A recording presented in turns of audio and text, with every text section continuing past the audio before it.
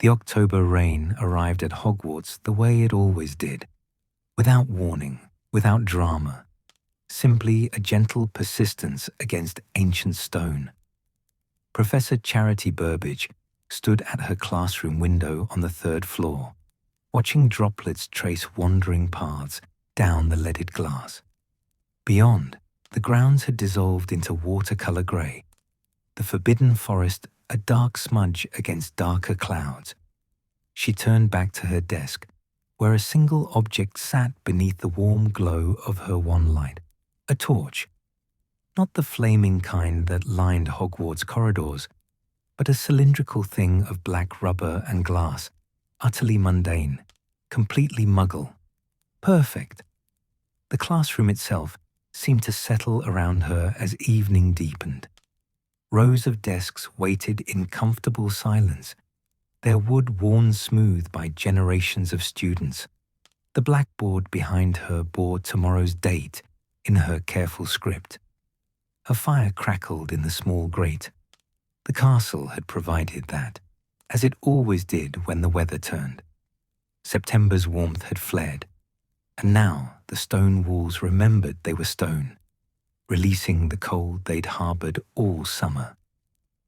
Charity picked up the torch, feeling its satisfying weight. She'd purchased it in a Muggle shop in Cardiff during the summer holiday, along with several other items that would serve her lessons this term. The shopkeeper had demonstrated its use with practiced efficiency, and she'd marvelled then as she marvelled now at the elegant simplicity of it. She pressed the rubber switch. Light bloomed from the glass end, steady and bright. Footsteps echoed in the corridor outside. Her students, arriving for the first Muggle Studies lesson of the term. Charity extinguished her wand light with a whispered knocks, leaving only the firelight and the torch's beam cutting through the dimness. The effect was deliberately striking. She wanted them curious before a single word was spoken. The door creaked open. Ravenclaw students entered first, as they often did, never wanting to risk being late. A Hufflepuff group followed, chattering quietly among themselves. 2 Slytherins drifted in last, affecting an air of studied disinterest that didn't quite mask their presence here at all. "Good evening," Charity said warmly, watching them settle into their seats. "Please, find your places. We'll begin in just a moment." She waited, patient, as they arranged themselves. 14 students in total, a respectable number for an elective course. Several were Muggle-born, she knew from her roster, though they'd signed up all the same. Understanding where you came from held its own kind of magic. When the rustling of bags and the shuffling of chairs finally stilled, Charity lifted the torch from her desk, keeping it lit. "Can anyone tell me," she began softly, her voice carrying easily in the attentive silence, "what this is?" A hand shot up immediately. Malcolm Winters, a 4th-year Ravenclaw, with that particular intensity of focus that marked the truly curious. She taught his older sister, who'd possessed the same hungry quality of mind. "That's a torch, Professor. A Muggle torch." "Correct," she smiled at him. 10 points to Ravenclaw for speed, though I suspect you might have seen one before. Malcolm flushed slightly, pleased. "My dad keeps one in his workshop. He's Muggle-born, and he says some Muggle tools work better than magic for certain tasks." "A wise man," Charity said. "Now, who can tell me what makes this torch different from the ones lighting our corridors?" The question hung in the air. A few uncertain glances were exchanged. Finally, a Hufflepuff girl named Rose Catchpole, pureblood, if Charity remembered correctly, raised her hand tentatively. "It doesn't have flames?" "Precisely, no flames at all." Charity walked slowly between the desk rows, letting them see the torch more clearly. This creates light without fire, without magic, using something Muggles call electricity. She heard the word ripple through the room in whispers, some familiar with it, others utterly baffled. Malcolm's hand was up again, practically vibrating with eagerness. "Professor, how do they capture electricity? Is it—" My dad tried to explain once, but I didn't quite understand. "Something about movement and magnets?" "Ah." Charity returned to the front, setting the torch down carefully. "That's where we begin. Electricity is—" She paused, searching for the right words. This was the challenge, always, explaining a concept so fundamental to Muggle life that they barely thought about it, to students who'd grown up in a world where wands did the work. Think of it as a kind of energy, similar in some ways to the magic that flows through your wands, but different in crucial ways. Where magic responds to will and intent, electricity simply flows. It moves through certain materials, copper wire particularly, the way water flows through pipes. But where does it come from? This from a Slytherin boy in the back, Adrian Montague, 7th year. He'd asked it with a hint of challenge in his voice, but Charity recognized genuine curiosity beneath the skepticism. "Muggles generate it," she said. "They've built great stations. Imagine buildings larger than Hogwarts, filled with machines that convert other types of energy into electricity. Burning coal to create steam, which turns enormous wheels connected to magnets and coils of copper wire. The movement creates the flow of electricity." Malcolm looked rapturous. That's actually quite brilliant, isn't it? Using heat to make movement, to make a different kind of energy entirely. "It is brilliant," Charity agreed warmly. "Muggles have developed extraordinary systems of thought to understand and manipulate the physical world. Without magic to reshape reality, they have had to comprehend it deeply. Cause and effect, energy and matter, the fundamental rules that govern how things work." She picked up the torch again. "This small object contains a miniature version of that principle. Inside are cylinders called batteries.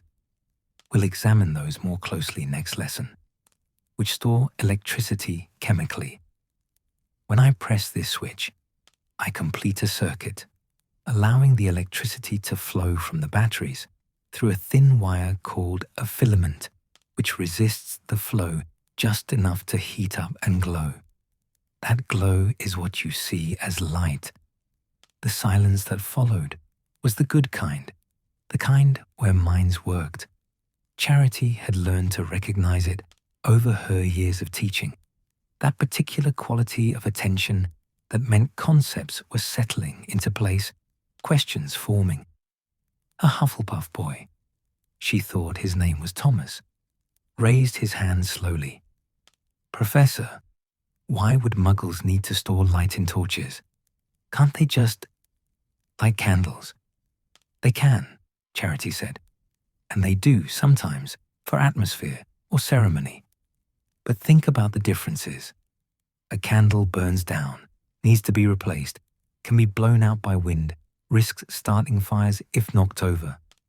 This torch," she clicked it off, then on again, "lasts for hours on a single set of batteries, works in rain, in wind, directs light exactly where you point it. And perhaps, most importantly, it's safe to carry in your pocket or give to a child." She saw understanding dawn on several faces. "Muggles solve problems differently than we do," she continued, her voice gentle. "Not worse, not better, differently.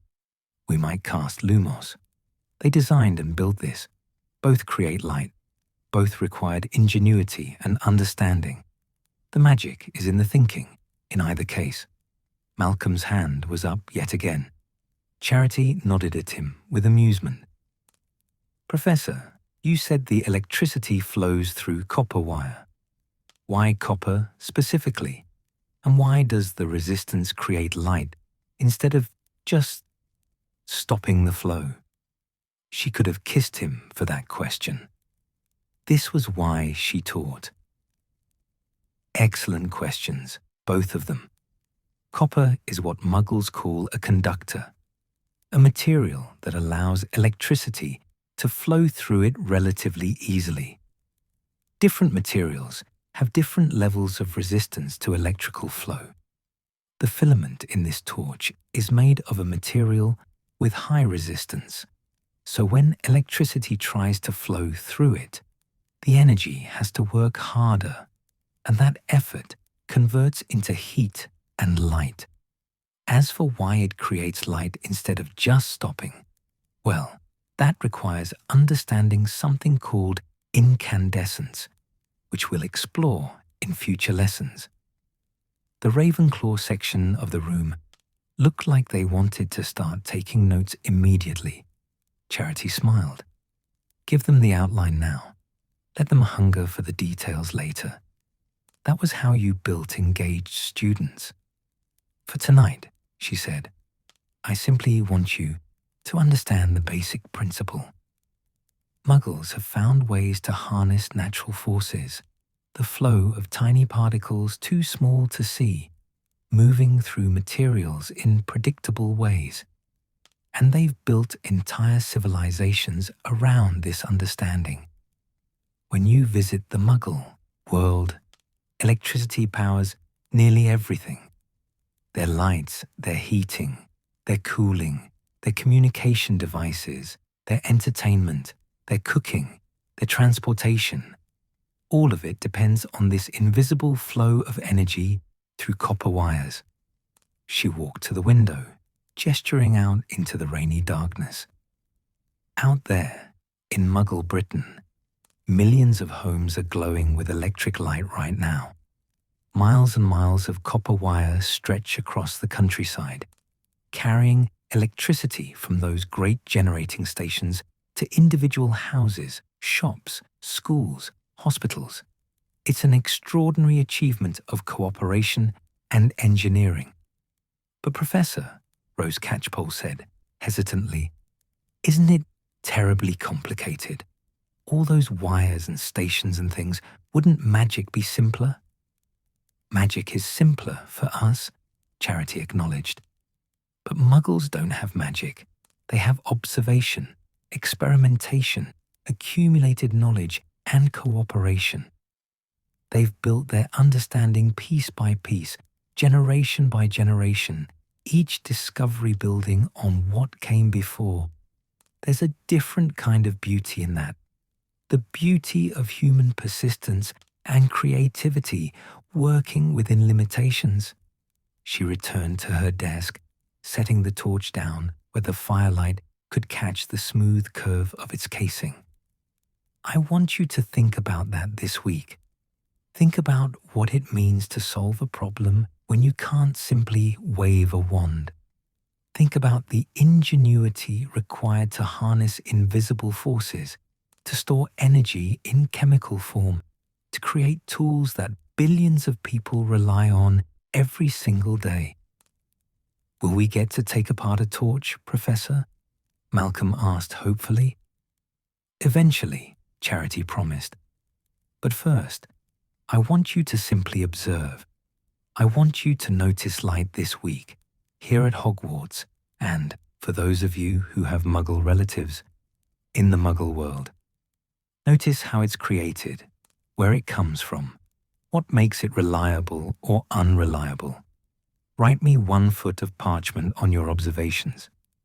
Nothing formal, just your thoughts. She glanced at the clock. A Muggle clock, naturally, with its honest hands sweeping their patient circles. That's all for this evening. Leave your essays on my desk by Friday's class. The students gathered their things with the usual rustle and murmur. Several approached her desk with questions. Malcolm with 3, naturally. And she answered each with patience. This was her favorite part of teaching, these small moments of genuine curiosity. When the last student had left, Charity remained in the quiet classroom, extinguishing the fire with a wave of her wand. She picked up the torch once more, clicking it on. The beam swept across the empty desks, the waiting blackboard, the stone walls that had witnessed centuries of learning. Something caught her eye. She frowned slightly, moving closer to the nearest row of desks. The chairs looked different somehow, more comfortable, perhaps. The wooden seats seemed to have a subtle cushioning they hadn't possessed before.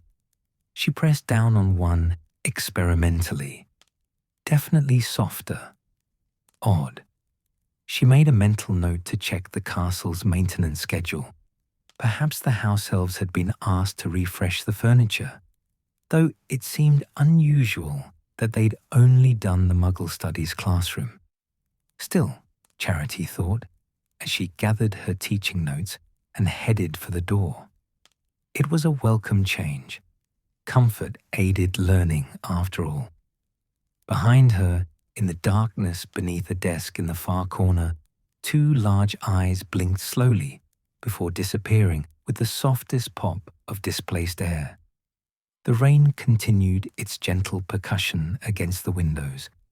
Somewhere in the castle, a clock chimed the hour. And in her office just down the corridor, Charity Burbage began preparing next week's lesson on batteries, smiling to herself in the lamplight, already anticipating Malcolm's eager questions.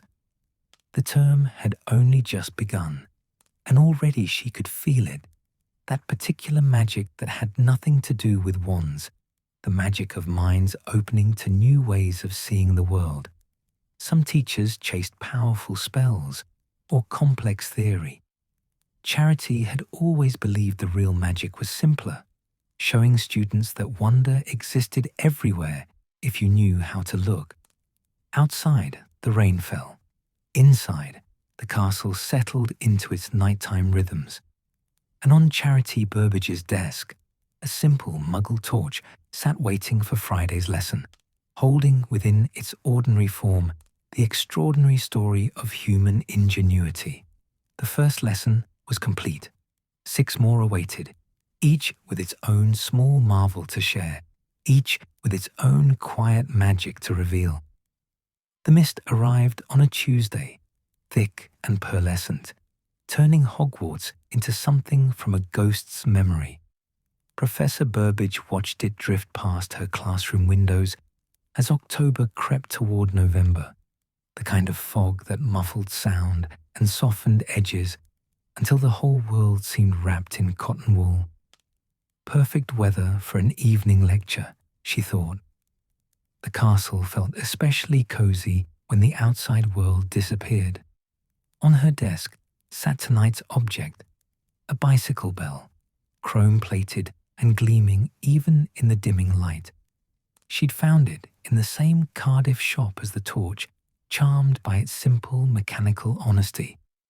A small hammer, a curved metal dome, a thumb lever, 3 components working in perfect harmony to produce one clear, cheerful sound. She rang it once, experimentally. The bright ding seemed to hang in the air, startlingly clear. Charity smiled. Yes, this would do nicely. The fire had already been lit when she'd arrived, the house elves maintaining their invisible efficiency, as always. She'd noticed they'd been particularly attentive to this classroom lately. The flames danced warmly, pushing back the October chill that seeped through stone walls, and the room felt genuinely welcoming in a way it hadn't quite managed last term. Students began arriving as the clock's hands crept towards 7. The Ravenclaws first again. Malcolm Winters among them, his essay on light observation already in hand, though it wasn't due until Friday. The Hufflepuffs followed in a comfortable cluster, including Rose Catchpole, who'd been asking increasingly thoughtful questions. Even the Slytherins, Adrian Montague, and a 6-year girl named Daphne Greengrass, arrived with something approaching punctuality. "Good evening," Charity greeted them warmly. "I trust you all survived the week's fog without vanishing entirely?" A ripple of polite laughter. They settled into their seats, and Charity noticed again how comfortable the chairs seemed. She still hadn't found anything in the maintenance logs about furniture refurbishment. The castle worked in mysterious ways, she supposed. When the room had quieted, she lifted the bicycle bell from her desk, holding it up where the firelight caught the chrome. "Tonight," she said, "we're going to discuss something Muggles do that wizards find utterly baffling. Traveling under their own power, without magic, for the sheer practical necessity of it." Rose raised her hand tentatively. "You mean walking, Professor?" "I mean something faster than walking, but slower than apparition. Something that requires balance, effort, and a contraption that seems absurdly complicated for what it accomplishes." She smiled. "I mean bicycles." Malcolm's face lit with recognition. "Oh, my dad has one of those. He rides it to the village sometimes instead of apparating. Says it's good exercise." "Your father sounds like a sensible man," Charity said. "This bell comes from a bicycle. It mounts on the handlebar and serves to warn pedestrians of your approach. But before we discuss the bell itself, we should probably address the bicycle." She moved to the blackboard, her wand tracing a simple chalk illustration. 2 wheels connected by a frame, pedals, handlebars. The sketch wasn't artistic, but it was clear enough. "A bicycle," she explained, turning back to her students, "is a 2-wheeled vehicle powered entirely by human leg strength. The rider sits on a seat here, places their feet on pedals here, and pushes down in an alternating rhythm. The pedals connect to the rear wheel through a chain, a loop of metal links, and a series of different size wheels called gears. When you pedal, the chain transfers that circular motion to the rear wheel, which pushes against the ground and propels you forward." The pureblood students stared at the diagram with expressions ranging from confusion to mild horror. "But Professor," Adrian said slowly, "why wouldn't they simply apparate, or use a broomstick, or even just walk?" "Because Muggles can't apparate," Charity reminded him gently. "They can't fly on broomsticks. And walking is slow, especially if you need to travel several miles. A bicycle lets them move at speeds of 10, 15, even 20 miles per hour on level ground, using nothing but their own muscle power. It's efficient, requires no fuel, beyond a good breakfast, and provides exercise while accomplishing transportation." Daphne Greengrass wrinkled her nose slightly. "It sounds exhausting." "It can be," Charity admitted, "particularly uphill. But that's rather the point. Muggles have had to develop physical strength and endurance in ways we haven't. We levitate our trunks, they carry them. We apparate to destinations, they bicycle. Different challenges develop different capabilities." She picked up the bell again, letting it catch the light. "Which brings us to this. When you're cycling through a crowded Muggle street or along a country path, you need a way to announce your presence. You could shout, certainly, but that becomes tiring and seems rather rude. So Muggles invented this." With a practiced thumb, she pressed the lever. Ding! The sound rang out, clear and pleasant, unmistakably cheerful. Several students jumped slightly, then laughed. "May I see it, Professor?" Malcolm asked eagerly. Charity handed it to him. watching as he examined it with the focused intensity that made teaching Ravenclaws such a joy. His fingers traced the mechanism, pressed the lever experimentally, producing another bright ding. "Oh," he breathed. "Oh, that's clever." The lever pushes this little hammer against the inside of the dome, and the dome's shape makes the sound resonate and amplify. It's basic acoustics, but applied so efficiently. "Exactly," Charity said, pleased. The dome is carefully shaped to produce a specific pitch and volume, loud enough to be heard over street noise, but not so loud as to be startling, pleasant enough that people don't resent hearing it, and the entire mechanism is simple enough that it almost never breaks. "Could I try it?" Rose asked shyly. Malcolm passed it to her. She pressed the lever tentatively, then again with more confidence. Ding! Ding! Her face broke into a delighted smile. "It's rather nice, isn't it? Happy sounding." "That's intentional," Charity told her. "Muggle engineers, the people who design these things, understand that objects people use every day should be pleasant to interact with. A harsh, grating sound might work as a warning, but this cheerful tone makes cycling more enjoyable, and it makes pedestrians less irritated when warned. It's psychology applied to design." The bell made its way around the classroom, each student pressing the lever, producing that same clear note. Charity watched them discover the simple pleasure of it. Even Adrian Montague cracked a small smile when the sound rang out beneath his thumb. "Now," Charity said, when the bell had returned to her, "let's discuss the broader principle at work here. Mechanical advantage. Muggles have become extraordinarily skilled at using simple machines to multiply force, redirect energy, or achieve efficiency. The bicycle is a perfect example." She returned to her blackboard sketch, adding details. The gear system on a bicycle allows riders to adjust their effort. Small gear, more rotations needed, but less force per push. Good for speed on flat ground.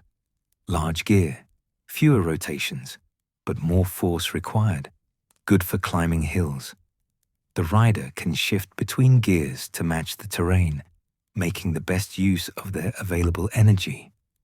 But that requires thinking about it, one of the Hufflepuff boys, Thomas Greenwood, pointed out.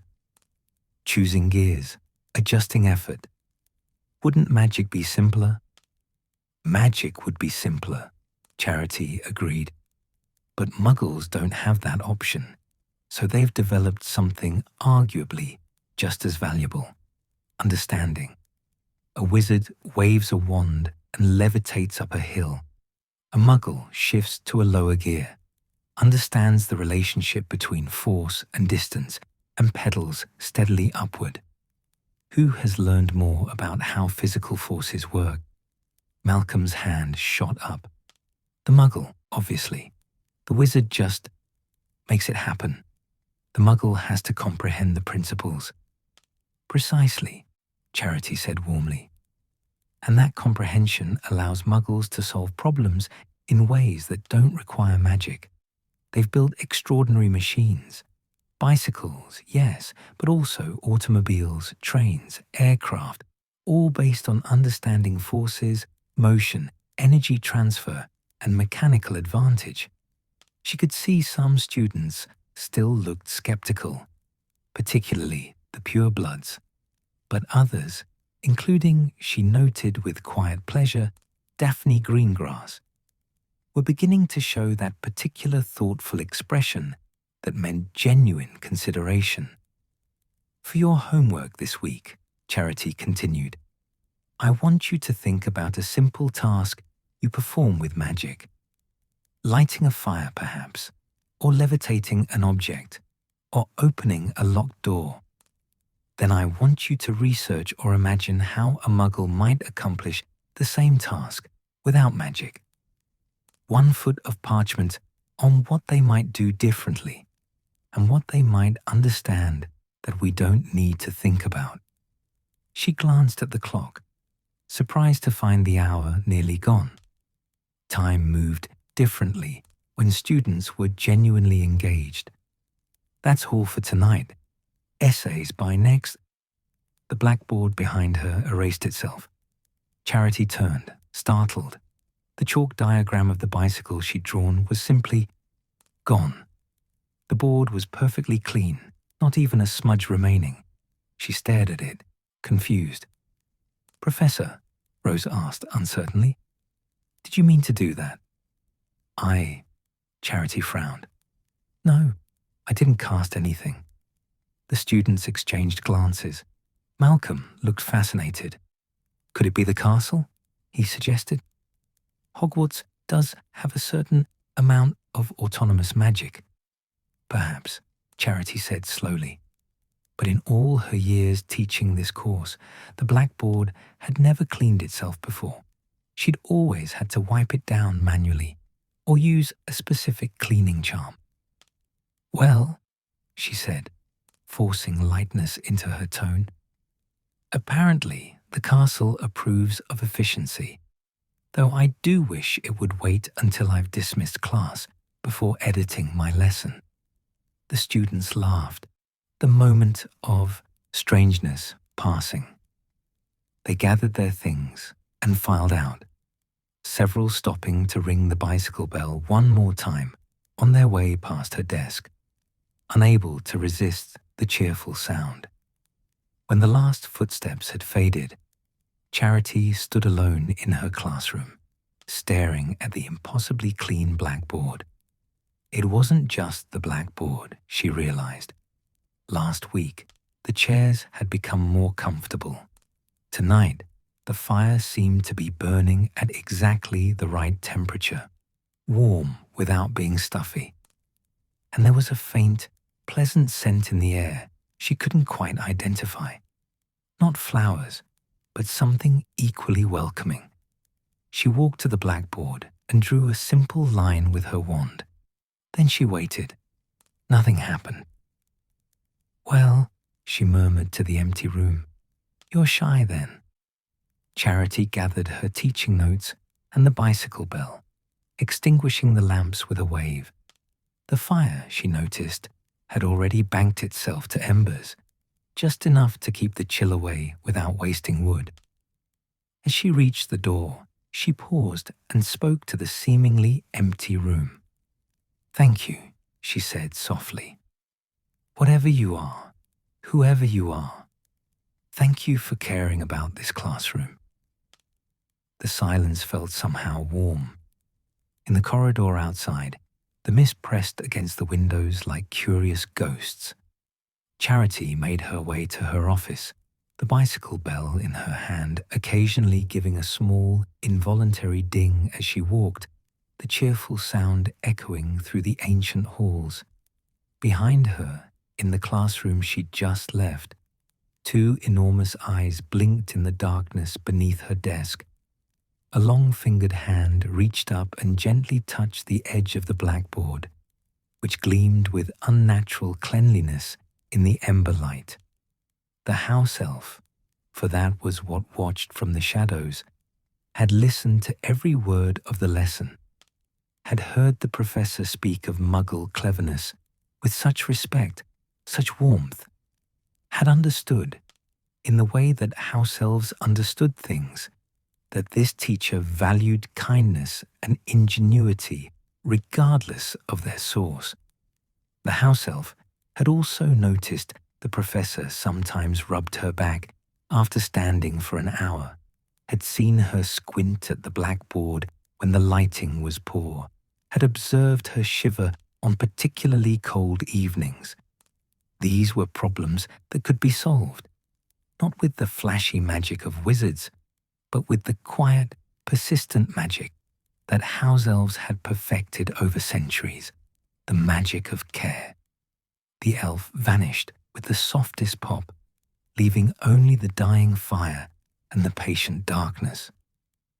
In her office, Charity Burbage set the bicycle bell on her shelf next to the Muggle torch and began preparing next week's lesson. The tea bag, she thought, would surprise them. Such a simple thing, such an elegant solution to a daily problem. Outside, the mist turned the Hogwarts grounds into mystery. Inside, the castle kept its secrets, as it always had. And in the quiet spaces between stone and magic, small kindnesses were being planned. November arrived with frost that painted the windows in delicate ferns and turned the morning grass to silver. Professor Burbage's classroom, tucked on the third floor with its view of the forbidden forest, caught the late afternoon light through panes increasingly decorated with ice crystals.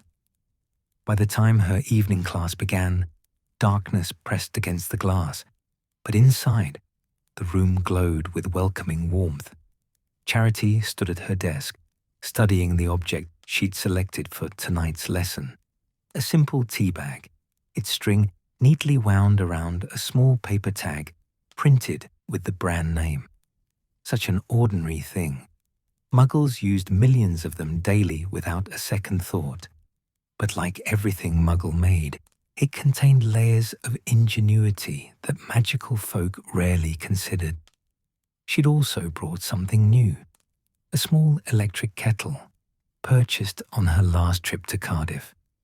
It sat innocuously on the corner of her desk, its white plastic body unremarkable, its purpose soon to be demonstrated.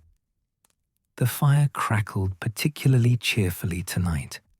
Charity had noticed it seemed to anticipate the room's needs lately, burning brighter when the evening chill deepened, settling to comfortable embers when the classroom retained enough warmth. She'd stopped questioning it. Hogwarts had its own rhythms, after all.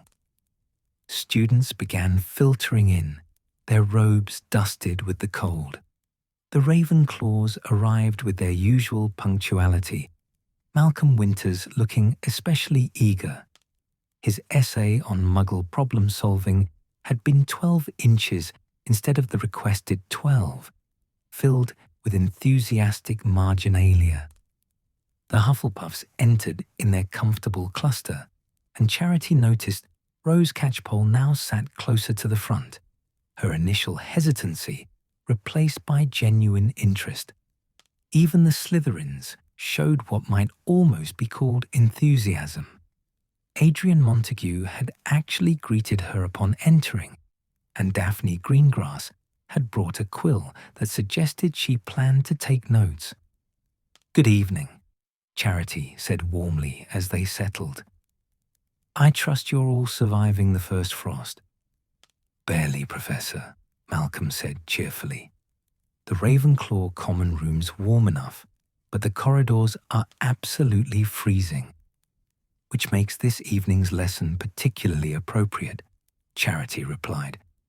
"We're going to discuss one of the Muggle world's most important rituals, making tea." This got their attention. Wizards understood tea. Tea was universal. "Now, I know what you're thinking," she continued. "Wizards make tea too. We heat water with a warming charm. We steep leaves in a pot. We pour and drink. What could Muggles possibly do differently?" She lifted the tea bag, letting it dangle from its string. "They simplified it." Rose's hand went up. "Professor, what is that?" "This," Charity said, "is called a tea bag. Inside this small paper pouch is approximately 1 teaspoon of tea leaves, enough for a single cup. The paper is specially treated to allow water to flow through while keeping the leaves contained. This string lets you remove it easily, and this tag," she indicated the small paper square, "identifies the type of tea and sometimes includes the brewing instructions." She watched comprehension dawn on several faces, followed by confusion on others. "But Professor," Thomas Greenwood said, "isn't that more wasteful? A whole pouch for each cup? An excellent question, Charity acknowledged. It is, in some ways, less efficient than using loose tea leaves. But consider the advantages. With a tea bag, you don't need a strainer. You don't need to measure leaves. You don't need a teapot, technically. You can brew a single cup directly. And when you're finished, disposal is simple. You remove the bag and discard it. For muggles who are rushing to work, or students studying late, or travelers away from home, the convenience outweighs the slight waste. Malcolm leaned forward. Professor, how do they make the bags? The paper must be quite specific, porous enough for water but strong enough not to tear when wet. Beautifully observed, Charity said, delighted. The paper is indeed specially made, often from a blend of wood pulp and plant fibers. And notice this. She turned the tea bag to show them a tiny metal staple. This little piece of metal attaches the string to the bag. It's food safe, it won't rust in hot water, and it's small enough that most people never even notice it. She set the tea bag down and placed her hand on the electric kettle. But before we can steep tea, we need hot water. Wizards use heating charms, or keep kettles warm over magical fires.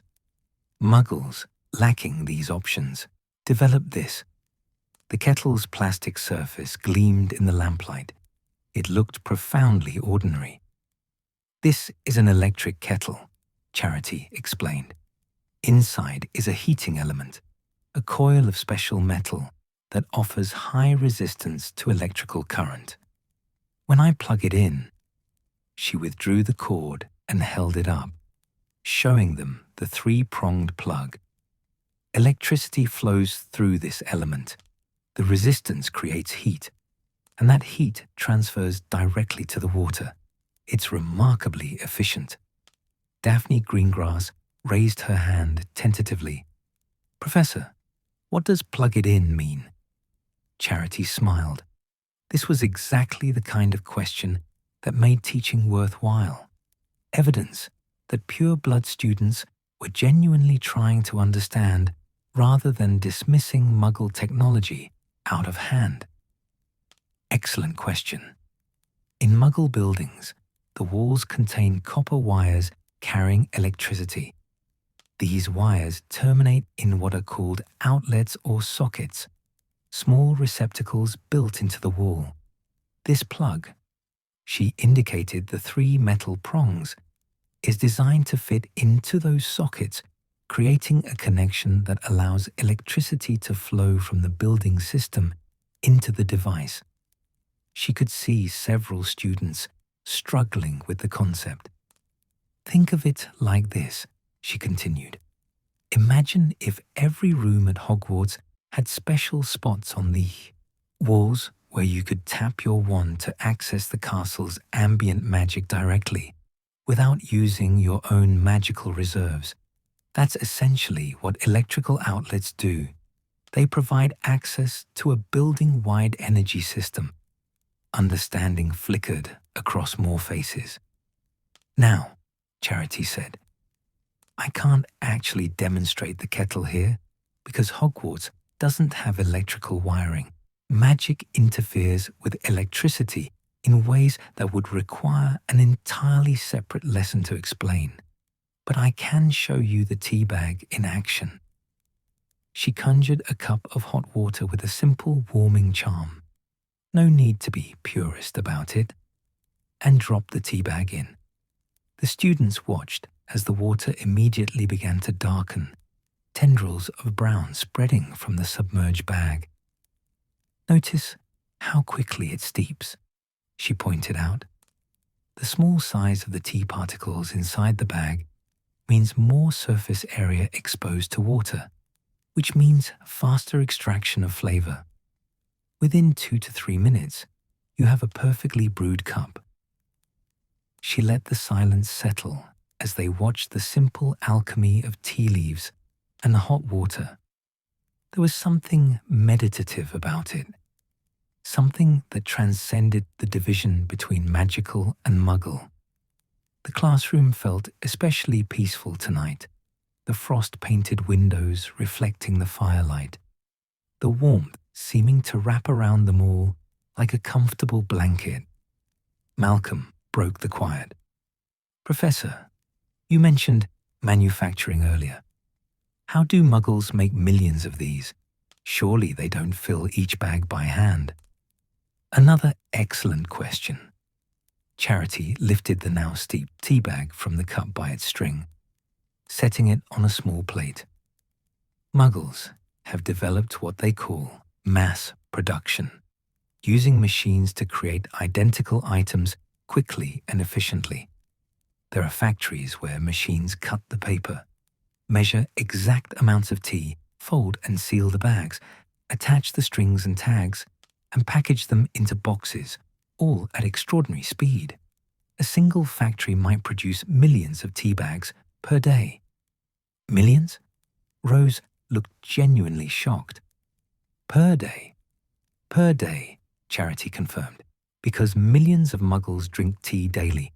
Britain alone consumes approximately 165 million cups of tea each day. The number hung in the air, almost incomprehensible. That's... Adrian Montague paused, clearly calculating. That's more tea than there are wizards in all of Britain. Many, many times more, Charity agreed. The Muggle population vastly outnumbers ours. They need systems that can operate at that scale, hence factories, mass production, standardization. A tea bag from one box will be nearly identical to a tea bag from a box made 6 months later in a different factory, because Muggles have learned to control their manufacturing processes with extraordinary precision. She picked up the tea bag again, holding it between thumb and forefinger. This simple object represents quality control, supply chain management, agricultural planning, industrial design, packaging efficiency, and distribution logistics. Someone grew the tea plants. Someone else harvested the leaves. Others dried and processed them. A factory worker oversaw the machines that filled the bags. Truck drivers transported the boxes. Shop workers stocked the shelves. And a consumer like me purchased it for a few pence. All that for one cup of tea? Thomas sounded awed. All that for millions of cups of tea, Charity corrected gently. Muggles have built an entire civilization on these kinds of systems, taking complex processes and making them so routine, so reliable, that people barely think about them. When a Muggle wants tea, they know with absolute certainty that tea bags will be available at any shop, that they'll work as expected, that the quality will be consistent. That kind of reliability requires enormous coordination. Daphne was writing notes now, her quill moving quickly. "Professor, do Muggles have these kinds of systems for everything? Food, clothing, all of it?" "Nearly everything," Charity said. "It's necessary when you're managing a population of tens of millions. Imagine trying to feed London, Muggle London, with its 8 million residents, without mass production and distribution systems, without farms coordinating harvests, factories processing food, trucks delivering to thousands of shops, all operating on precise schedules. The logistics are staggering." Malcolm's hand shot up. "So in a way, Muggles use organization and systems the way we use magic, to accomplish things that would be impossible individually?" Charity beamed at him. "That's exactly right, Malcolm. 10 points to Ravenclaw. Muggles have developed what we might call social magic, the ability to coordinate thousands or millions of people working toward common goals. It's not mystical, but it's no less impressive." She sipped her tea, properly brewed now, the right balance of strength and smoothness.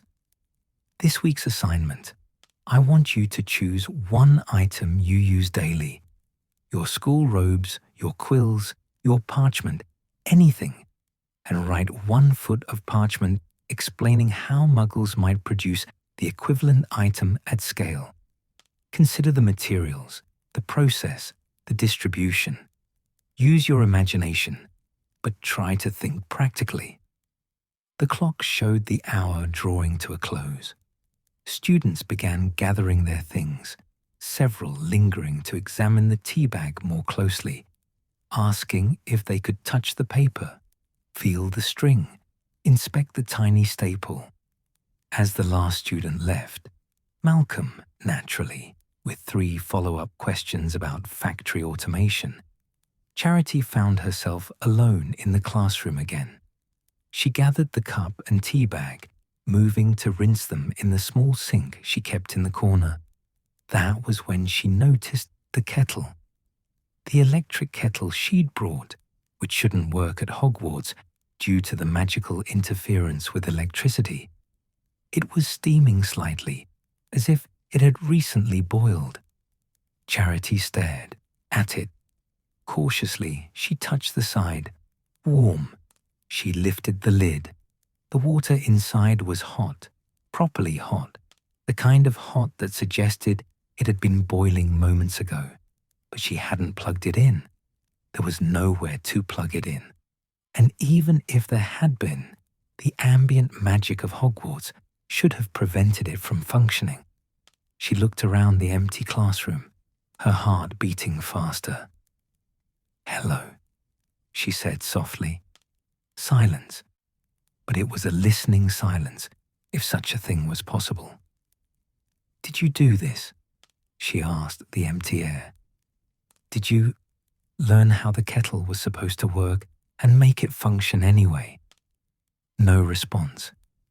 But in the corner of her vision, she could have sworn she saw the fire settle just a bit more comfortably, the flames dancing with what might have been satisfaction. Charity set the kettle down carefully. Her eyes traced the room, the chairs that had become more comfortable, the blackboard that cleaned itself, the fire that always burned at the perfect temperature. And now, this, an electric kettle working where electricity shouldn't exist. Someone, something was listening to her lessons, learning from them, and applying what they learned to make the classroom better. "You're very clever," she whispered to the room, "and very kind. Thank you." The fire popped softly, sending up a small shower of sparks that looked almost celebratory. Charity gathered her things slowly, a smile playing at her lips. She'd spent years teaching students about Muggle ingenuity, but apparently she had a different kind of student now, one who understood that the real magic wasn't in the tools themselves, but in the caring attention that made them work. As she left, she turned at the door for one last look at the classroom. In the dying firelight, everything looked exactly as it should. Ordinary, comfortable, safe. "Same time next week," she said to the shadows. "I think you'll enjoy the next lesson." She could have sworn the fire flickered in what looked like anticipation. In the darkness beneath her desk, Kipsy the house elf clutched a small notebook, stolen from a student's lost property months ago, in which she'd been carefully recording every word of the professor's lessons. The electric kettle had been a challenge, making water hot without fire and without magic. But house elves had their own ways, their own deep understanding of service and function.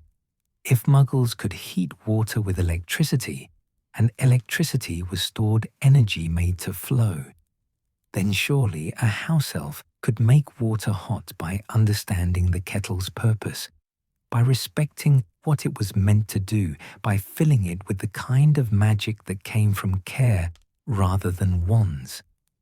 It had worked. The professor had noticed. The professor had said thank you. Kipsy hugged the notebook to her chest and vanished with the softest pop, already planning improvements for next week's lesson. If the professor was teaching about muggles who solved problems through thinking and caring, then Kipsy would show that house elves understood that kind of magic too. The classroom settled into silence, holding its secrets close. Outside, frost continued its patient work on the windows. Inside, magic and kindness braided together in ways that had nothing to do with wands or spells.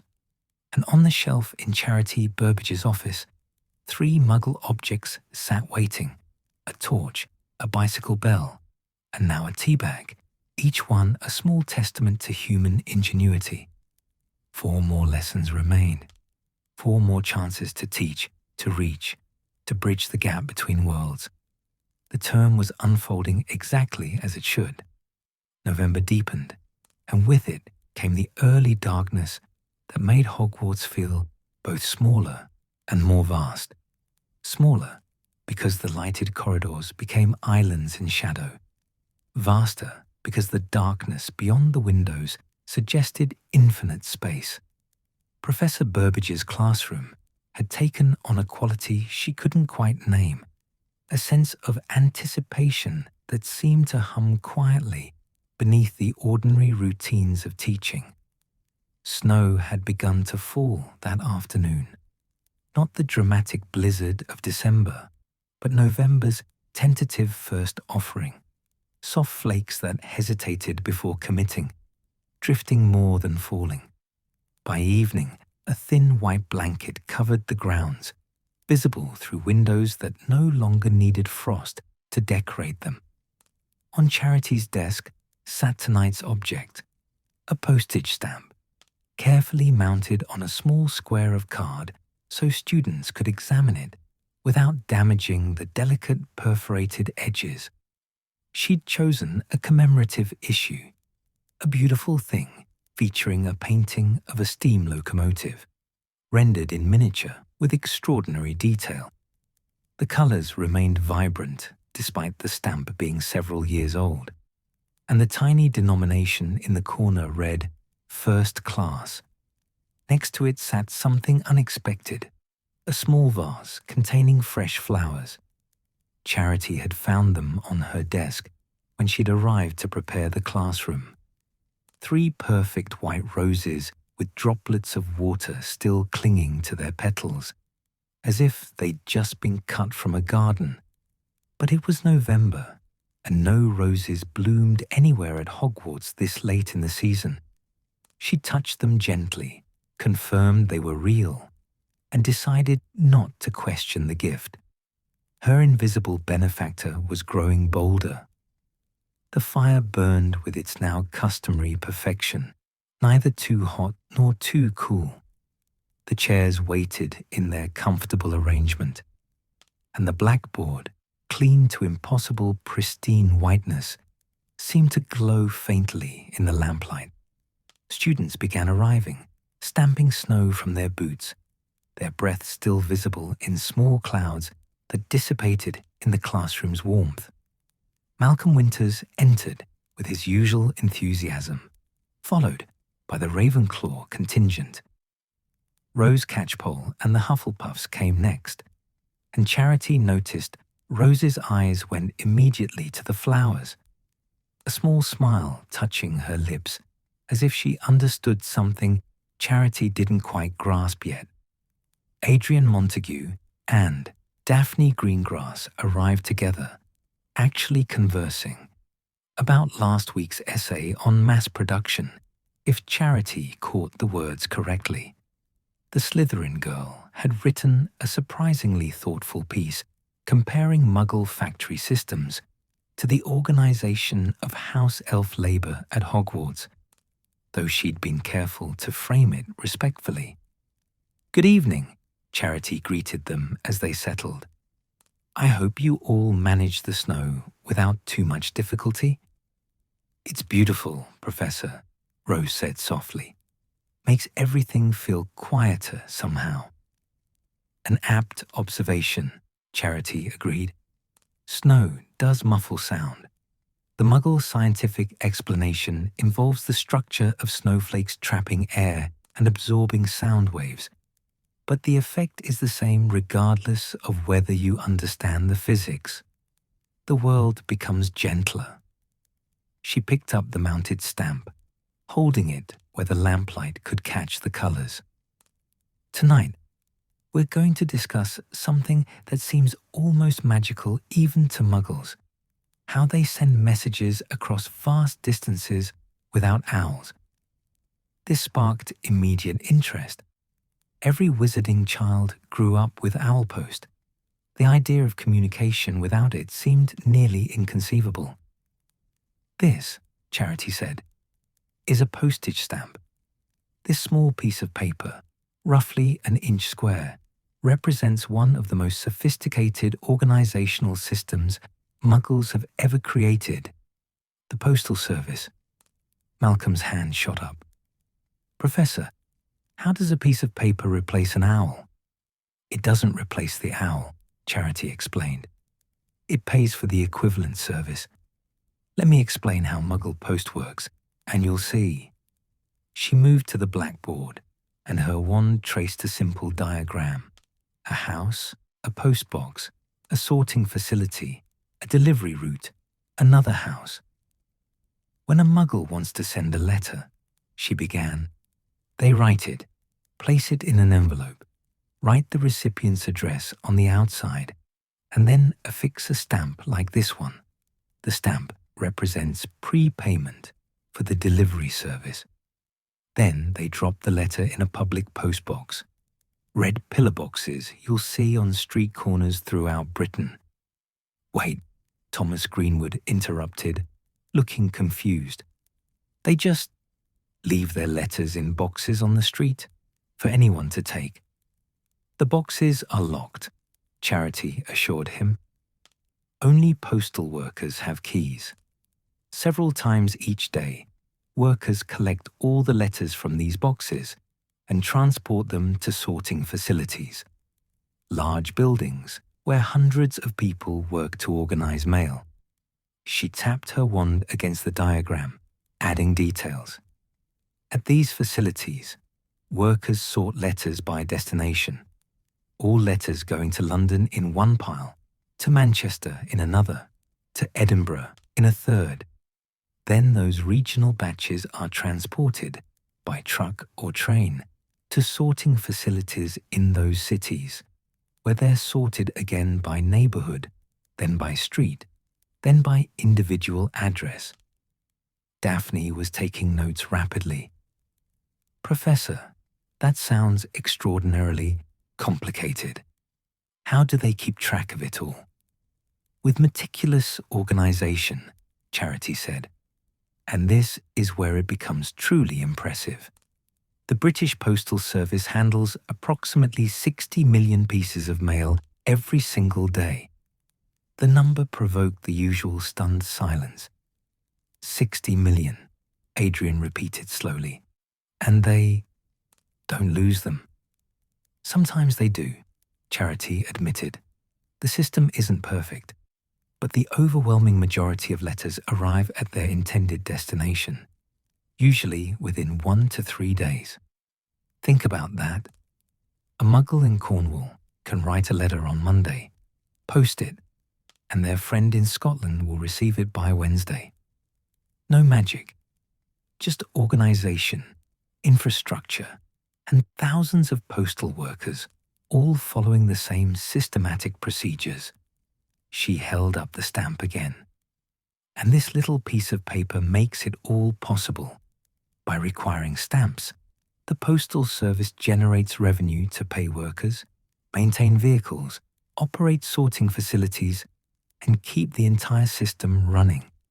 Different stamps cost different amounts depending on the size and weight of the item being sent and how quickly you want it delivered. This one, marked first class, guarantees next day delivery for standard letters. Malcolm leaned forward. Professor, how do they prevent people from using the same stamp twice or making counterfeit stamps? Brilliant question, Charity said warmly. Look closely at the stamp. She passed it to him. See how the edges are perforated, these little holes that let you tear it from a sheet. And notice the paper quality, the precision of the printing, the specific colors used. All of these are difficult to reproduce accurately. Additionally, when a postal worker processes a letter, they mark the stamp with a special ink that shows it's been used. You'll often see postmarks with the date and location printed across the stamp. A used stamp can't be removed and reused without obvious damage. The stamp made its way around the classroom, each student examining the tiny, perfect image of the locomotive, the crisp printing of the denomination, the intricate border design. But Professor, Rose said thoughtfully, this seems like it requires such trust. Trust that postal workers won't steal letters. Trust that the system will work. Trust that your letter will actually arrive. You're absolutely right, Charity said. And the trust is earned through consistency and accountability. The Postal Service has operated reliably for centuries. Muggles trust it the way wizards trust Owl Post, because it works day after day, year after year. There are laws protecting mail, harsh penalties for postal theft, systems of tracking and verification. It's a form of social contract. Muggles have collectively agreed that mail delivery is important enough to organize, fund, and protect. She returned to the blackboard. Consider the scale of coordination required.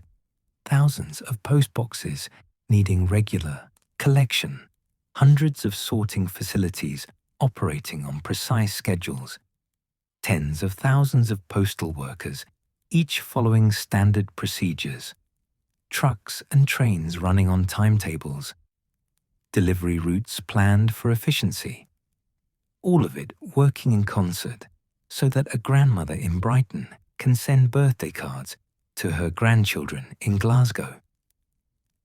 It's rather beautiful, actually, Daphne said quietly, almost surprised by her own observation. The way they've created something reliable out of so many moving pieces. It is beautiful, Charity agreed. It's human cooperation made tangible. No single person could create or operate such a system, but together, following agreed-upon rules and procedures, millions of Muggles participate in something larger than themselves. She picked up one of the white roses from the vase, noting how perfect it was. Not a single petal damaged, the bloom at the exact peak of its opening. This is what distinguishes Muggle society from ours in many ways. We wizards are relatively few in number. We can rely on personal relationships, individual effort, direct magical solutions. Muggles, numbering in the billions globally, have had to develop systems that work at scale. Systems like the Postal Service that can handle 60 million items daily, or electrical grids serving millions of homes, or road networks spanning entire countries. Malcolm's expression had gone distant, thoughtful. Professor, in a way, Muggles have created their own kind of magic, haven't they? Not wands and spells, but organized human will, the magic of systems. Charity felt a warm surge of pride. This was exactly the insight she hoped her students would reach. Yes, Malcolm. Yes, exactly that. 10 points to Ravenclaw. Muggles have learned to channel collective human effort with the same precision we apply to spellcasting.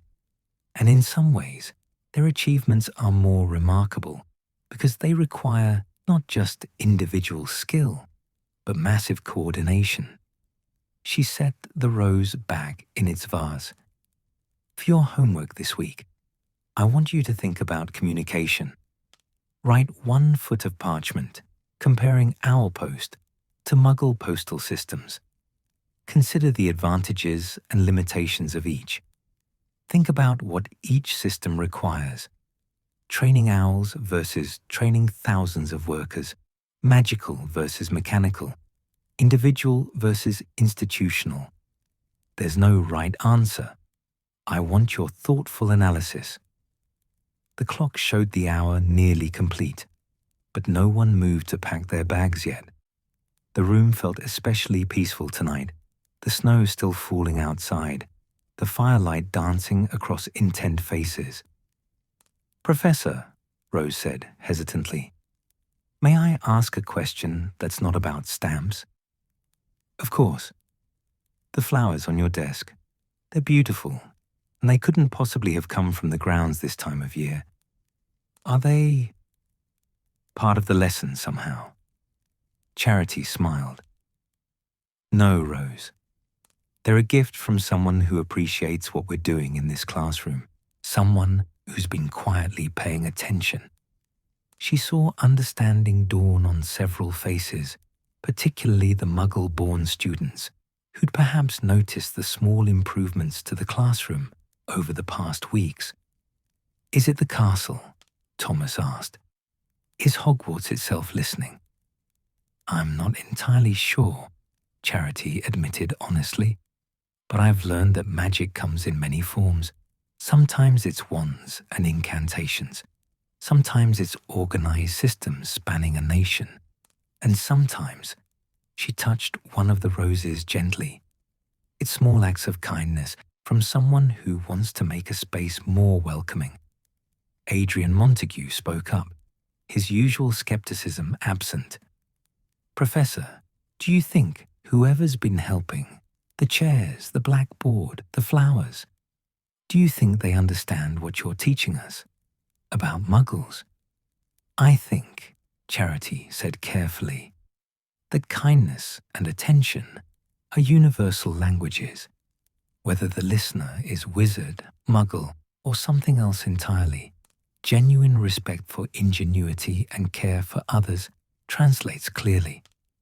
The silence that followed felt significant, weighted with understanding. "Right then," Charity said gently. "Off you go. Stay warm in this weather, and I'll see you next week." Students gathered their belongings slowly, reluctant to break the spell of the evening.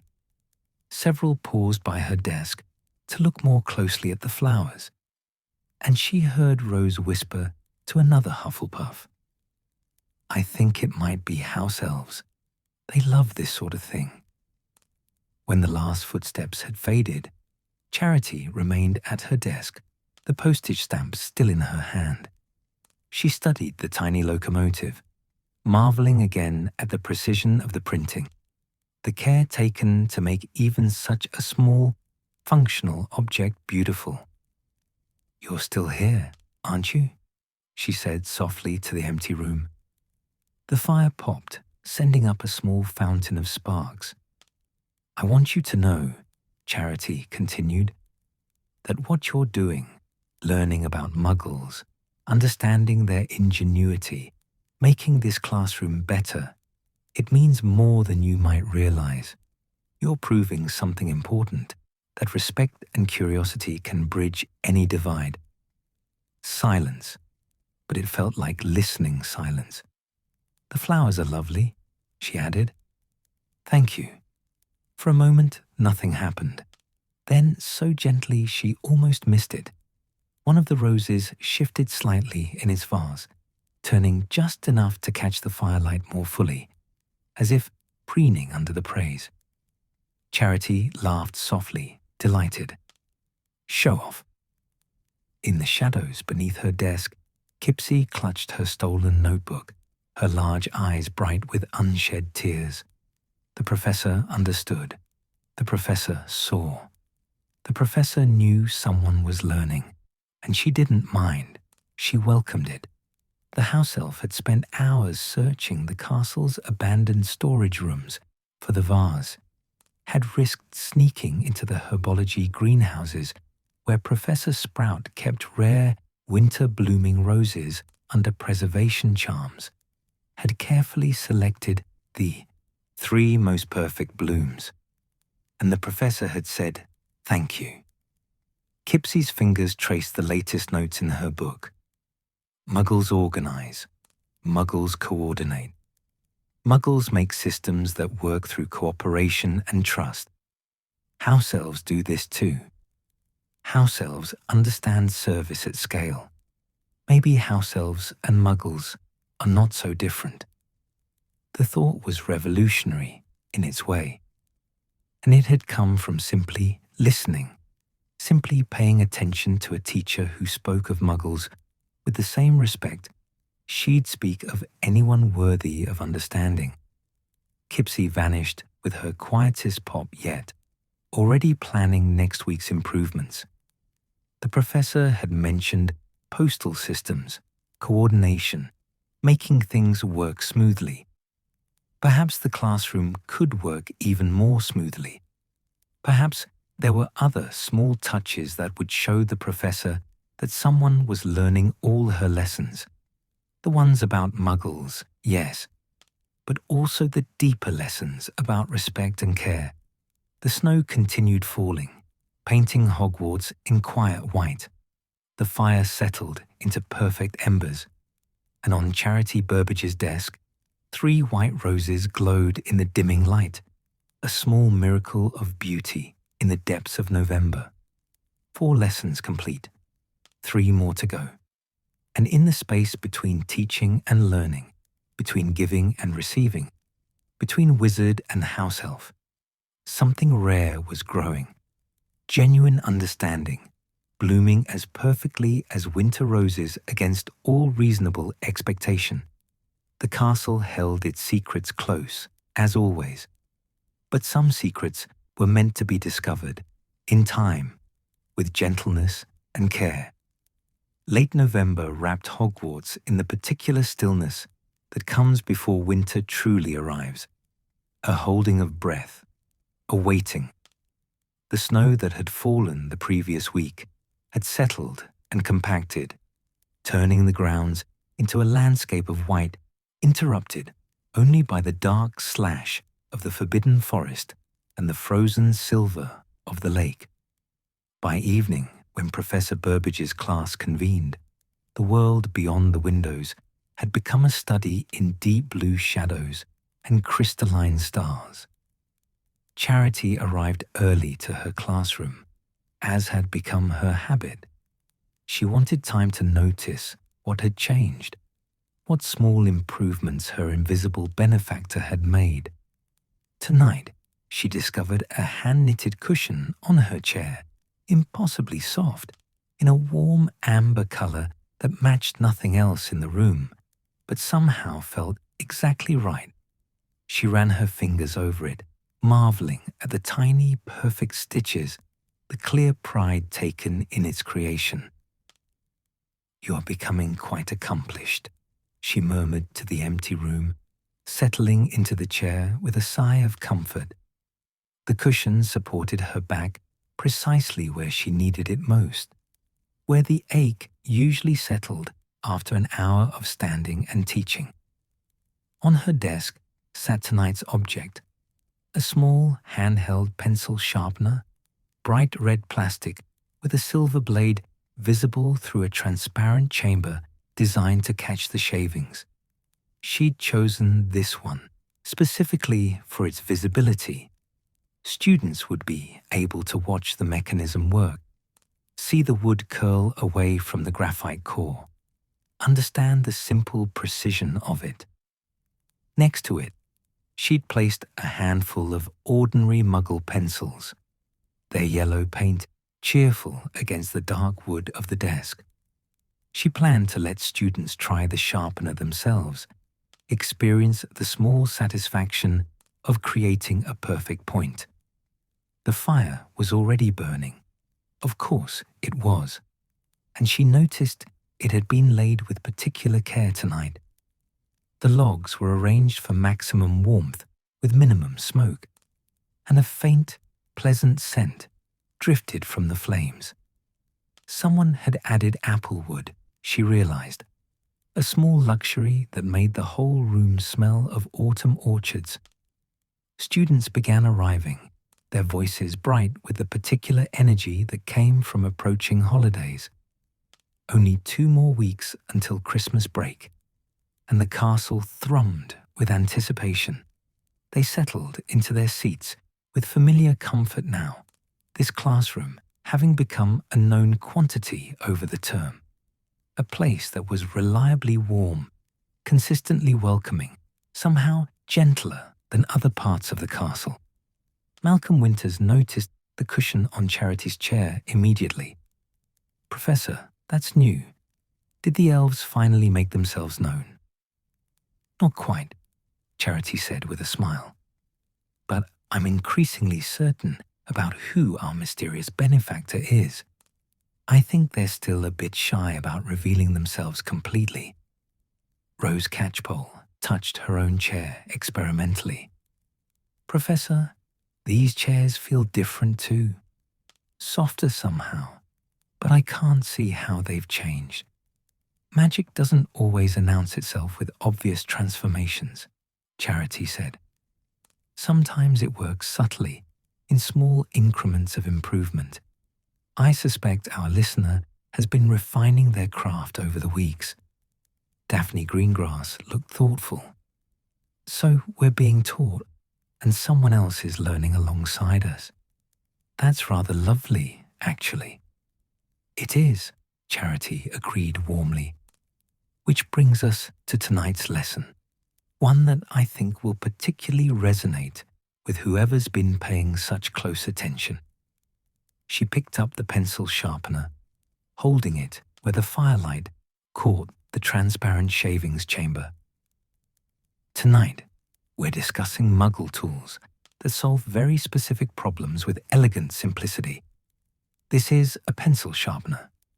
She selected one of the yellow pencils, held it up so they could see the blunt tip.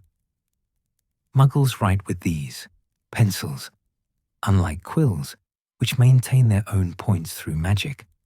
Pencils are made of a graphite core surrounded by wood. As you write, the graphite wears down, becoming too dull to make clear marks. So Muggles created this tool to restore the point." "Why not just use a knife to whittle it sharp?" Adrian Montague asked. "An excellent question," Charity said. "You certainly could use a knife. Many Muggles did, for centuries. But consider the problems with that approach. It's time-consuming. It requires skill to avoid breaking the graphite. It creates irregular points, and it's potentially dangerous, especially for children. So Muggle engineers designed this." She inserted the pencil into the sharpener's opening and began turning. The mechanism engaged with a satisfying resistance, and through the transparent chamber, they could all watch the wood shavings begin to curl away from the pencil in perfect spirals. The effect was mesmerizing. Every student leaned forward, watching the thin ribbons of yellow painted wood spiral into the chamber, revealing the dark graphite core beneath. Charity turned the pencil slowly, deliberately, letting them observe the precision of the blade, the consistency of the cut, the gradually emerging point. "Oh," Rose breathed. "Oh, that's beautiful." "Isn't it?" Charity agreed, pleased by the response. She withdrew the pencil and held it up. The point was perfectly symmetrical, sharp enough to make the finest lines. The blade inside is angled at exactly the right degree to create this conical shape. The chamber catches all the shavings, so there's no mess. And the entire process takes perhaps 10 seconds. She passed the sharpener to Malcolm. "Try it yourself. Here's another pencil." Malcolm took both items with the focused intensity he brought to everything. He inserted the pencil, began turning, and his face lit with delight as the shavings began to accumulate. The resistance is perfectly calibrated, not so hard that it's difficult to turn, but enough that you can feel the blade working. And look at these shavings. They're like little wooden flowers. The sharpener made its way around the classroom, each student trying it, experiencing the small mechanical satisfaction of the task. Charity watched their faces, the concentration, the pleasure in the simple precision of it, the wonder at how something so mundane could be so perfectly designed. Thomas Greenwood held a shaving up to the light, examining its curl. "Professor, this is from a tree, isn't it? These are actual wood shavings." "They are," Charity confirmed. "Pencils are made from cedar wood, usually, because it's soft enough to sharpen easily but strong enough to protect the graphite. Those shavings still smell like cedar if you're close enough." Several students immediately brought the shavings to their noses, and smiles broke out at the clean, woody scent. "This is what I want you to understand," Charity said, moving to the blackboard where her wand traced a simple sketch of the sharpener's internal mechanism. Muggles have devoted enormous thought to making everyday tasks easier, more reliable, and more pleasant. This sharpener represents generations of refinement, understanding blade angles, metal hardness, the ergonomics of the turning motion, the psychology of visible shavings versus hidden ones. "Psychology?" Daphne asked, curious. "Absolutely," Charity said. "The transparent chamber isn't necessary for the tool to function. The shavings could fall into an opaque container or onto the floor, but Muggles discovered that people enjoy seeing the results of their work. Watching the shavings accumulate provides satisfaction, confirms the tool is working, and indicates when the chamber needs emptying. It's a small design choice that makes the experience more engaging." Malcolm was examining the sharpener's blade with his wand light. "Professor, this blade must be incredibly precise. The edge is almost razor sharp, but it's angled and secured so perfectly that you'd have to actively try to cut yourself.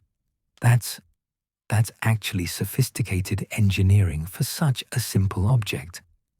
"Precisely," Charity said warmly, "and that's true of most Muggle tools. Because they can't rely on magic to compensate for poor design, everything must be carefully thought through. The blade must be the right hardness. Too soft, and it dulls quickly. Too hard, and it becomes brittle. The angle must create a good point without removing excess wood. The securing mechanism must hold the blade steady under repeated use. The body must be comfortable to hold and turn." She accepted the sharpener back from the last student and held it up again. This small piece of plastic and metal, which costs Muggles perhaps 50 pence in a shop, represents the accumulated engineering wisdom of decades. It's a mature technology, refined, perfected, so reliable that Muggles barely think about it. It simply works every time exactly as intended. Rose raised her hand tentatively. "Professor, you mentioned that this is about solving specific problems. What's the connection to whoever's been helping with the classroom? The cushions and the fire and everything?" Charity smiled. "I think whoever's been listening understands something fundamental about both Muggle ingenuity and house elf magic. The power of paying attention to small details, of solving specific problems with care and thought, making a chair slightly more comfortable, arranging firewood for optimal warmth, placing flowers where they'll catch the best light. These aren't grand gestures, but they're precisely targeted improvements that make a real difference." She paused, choosing her words carefully. Muggles developed tools like this sharpener by observing closely, by noticing problems and thinking carefully about solutions. They ask, what exactly is the difficulty? What would make this better? How can we refine this further? It's the same kind of attention I suspect our classroom helper has been applying. Watching, learning, making incremental improvements based on careful observation. Adrian spoke up, his skepticism from early in the term entirely absent now.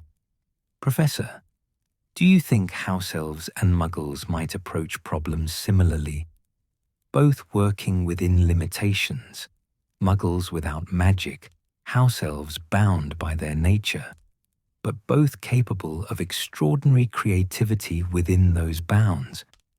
The question hung in the air, profound in its implications. I think, Charity said slowly, that respect for ingenuity shouldn't depend on the source. Whether it's a muggle engineer designing a pencil sharpener, a wizard crafting a spell, or a house elf creating comfort through their particular magic, the underlying impulse is the same, seeing a need and addressing it with skill and care. In the shadows beneath her desk, Kipsy pressed both hands over her mouth to stifle a sob. The professor understood. Professor saw. The professor was saying, in front of students, that house elf magic was worthy of respect, was comparable to muggle ingenuity, was valuable. Charity continued, unaware of the profound impact her words were having.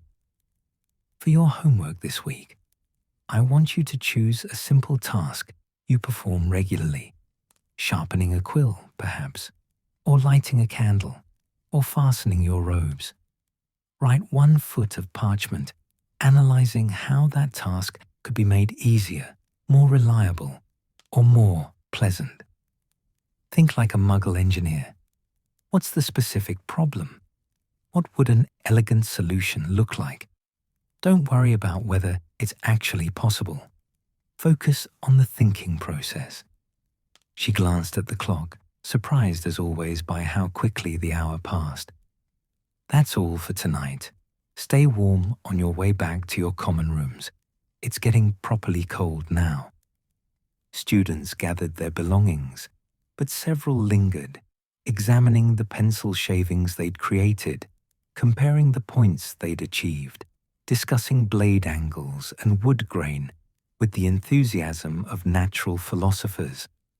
When the last student had departed, Malcolm, naturally, after demonstrating that he'd sharpened his pencil to an almost absurdly fine point, Charity settled into her chair, enjoying the perfect support of her new cushion. "You heard all of that, didn't you?" she said softly to the quiet room. The fire crackled warmly in response. "I meant every word," she continued. "Your magic is valuable. Your attention to detail is remarkable. And I'm honored that you've chosen to learn alongside my students." She stood, walking slowly around the classroom, noticing details she'd perhaps taken for granted. The chairs, yes, but also the way the lamps seemed positioned for optimal reading light. The temperature, always perfect. The faint scent of apple wood from the fire. The fresh flowers, purple asters this week, somehow found or created despite it being late November. "I think," she said, "that it might be time for you to reveal yourself, if you're comfortable. Not because you have to, but because I'd like to thank you properly, and because I think my students would benefit from meeting someone who understands that magic isn't just about power. It's about care, silence, but considering silence, not rejecting."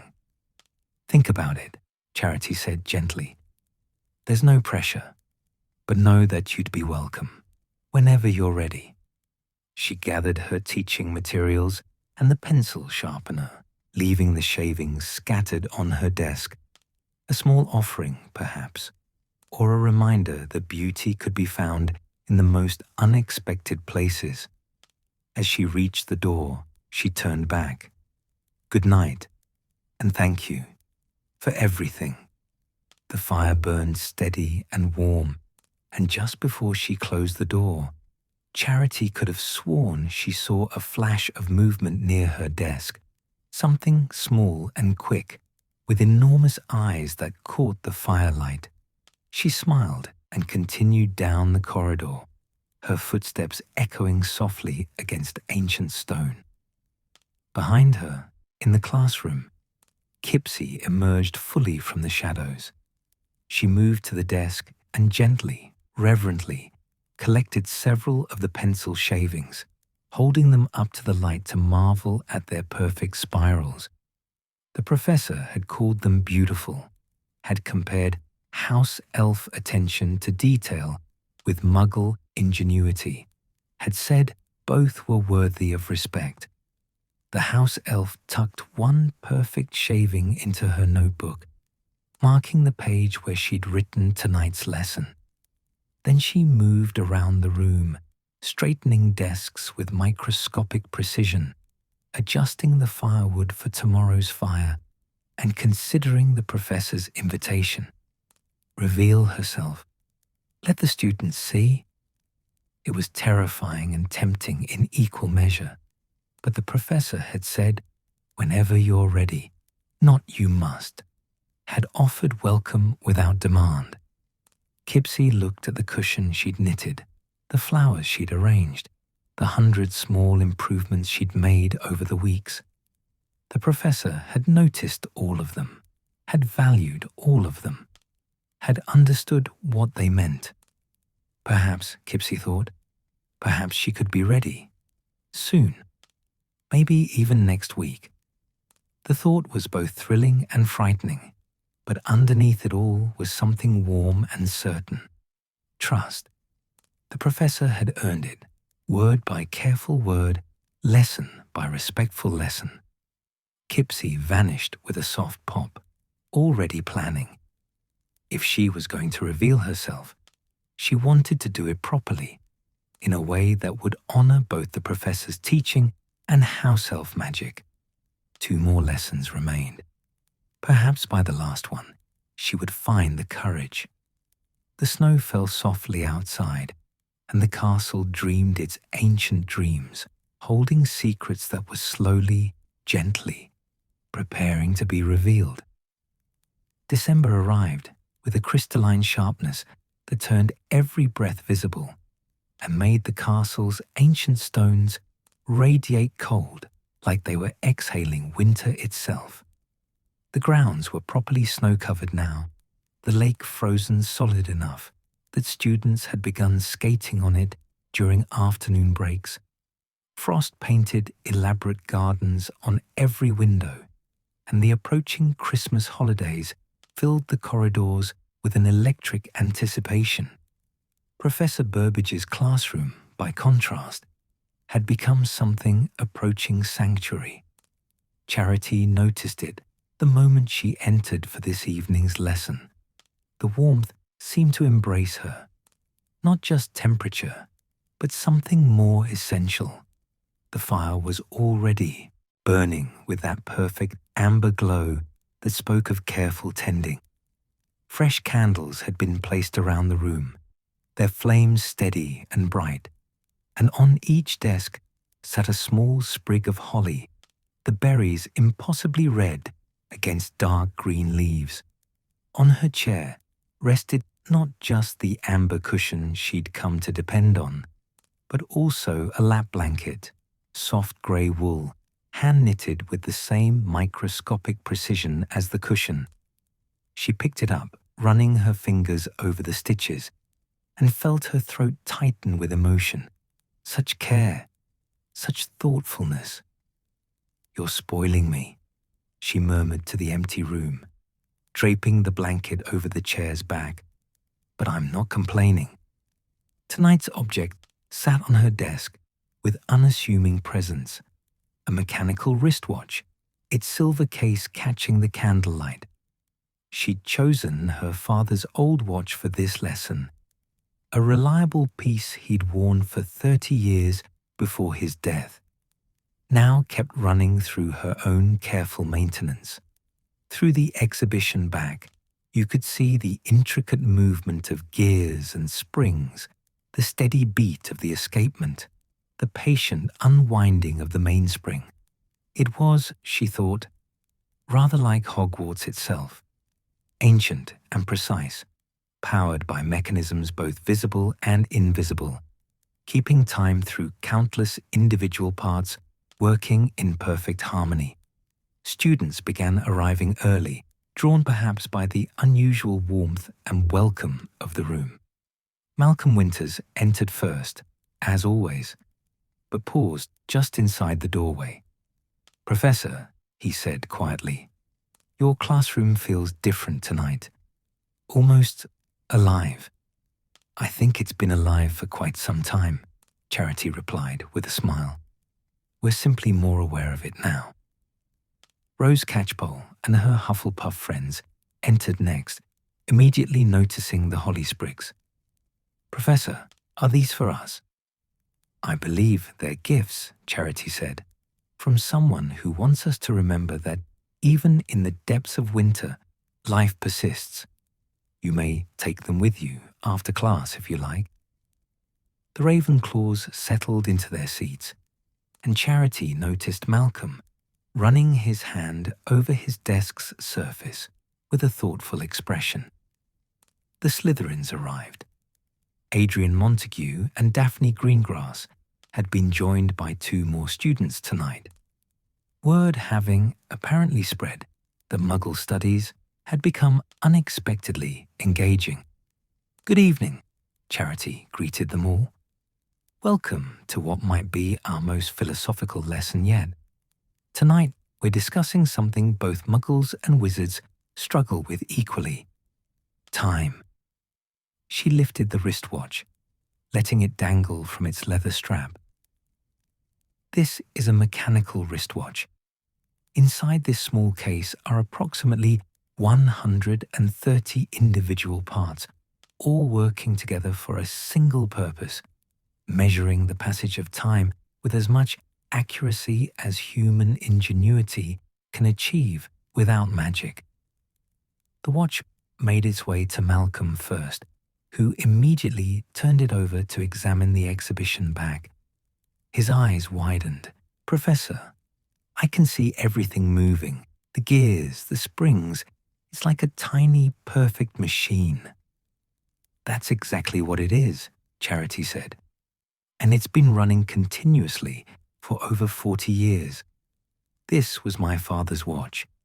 Every night, he wound it, turned this crown here to tighten the mainspring. That spring, as it slowly unwinds, powers the entire mechanism.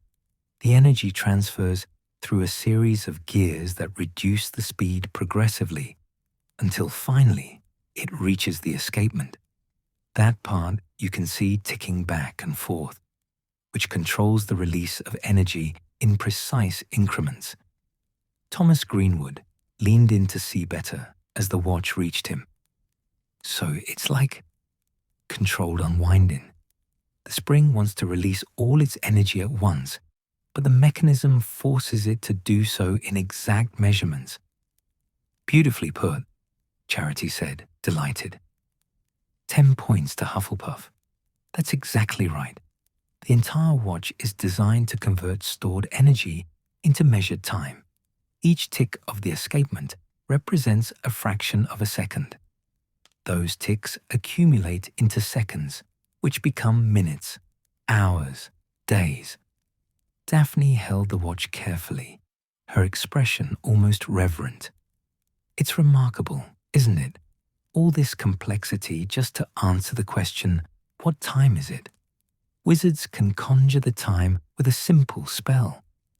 "We can," Charity agreed, "but consider what Muggles gain by building this instead.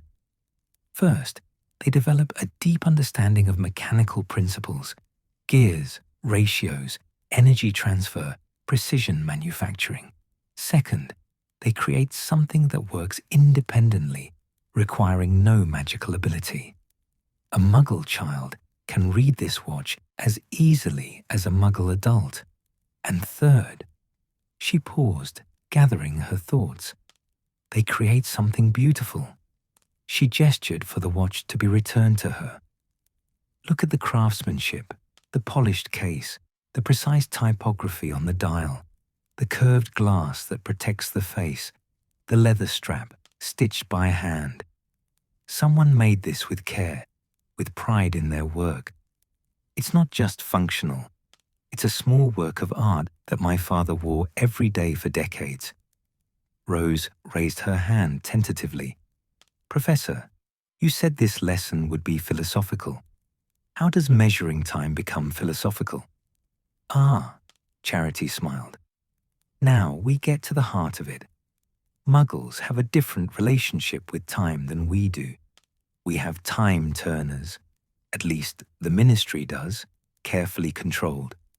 We have various temporal charms, ways to slow or preserve or measure magical events. Muggles have none of that. For them, time moves in only one direction, at one speed, absolutely and irrevocably. She moved to the blackboard, her wand tracing a simple line. Think about what that means. Every moment that passes for a Muggle is gone forever. They cannot reclaim it, cannot revisit it, cannot change it. They have only forward motion through time. So they've become obsessed with measuring it, tracking it, managing it.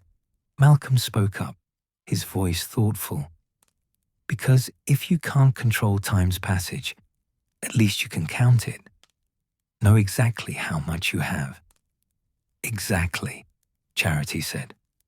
Muggles divide their days into hours, their hours into minutes, their minutes into seconds.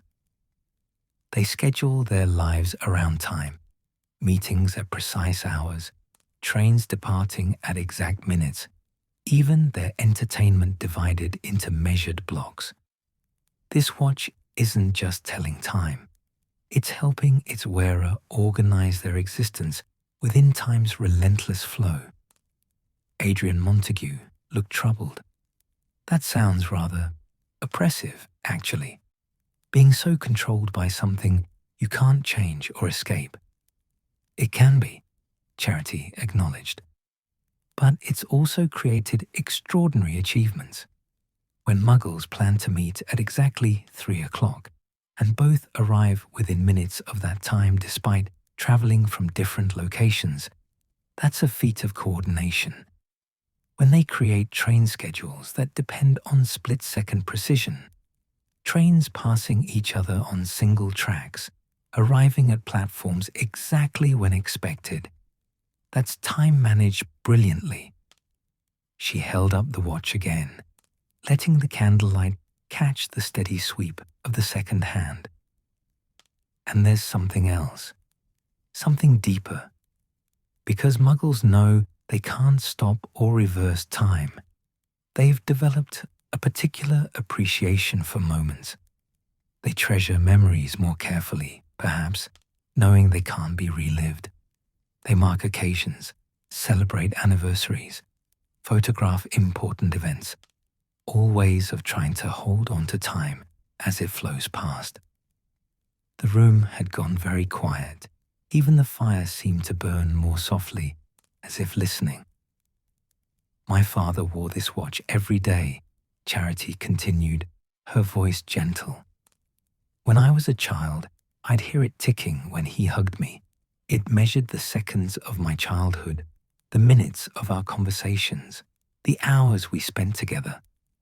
After he died, I kept it running. It's comforting, somehow.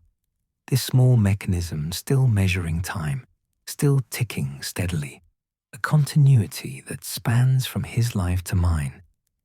She saw several students blinking rapidly, moved by the quiet intimacy of the revelation. Wizards sometimes forget, she said, that time passes for us just as it does for Muggles. We may live slightly longer on average. We may have access to certain temporal magics, but we still age, still lose people, still move forward through our lives one moment at a time. This watch reminds me of that. It reminds me that every tick matters, every moment is precious, every hour should be lived with intention. Rose's voice was barely above a whisper. Professor, is that why Muggles seem to rush so much? Always hurrying, always conscious of time?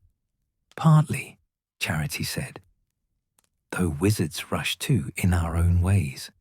But yes, Muggles have an acute awareness of time's passage.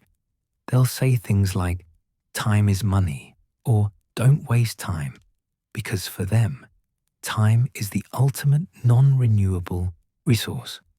Once spent, it's gone forever. Malcolm was staring at the watch with new understanding.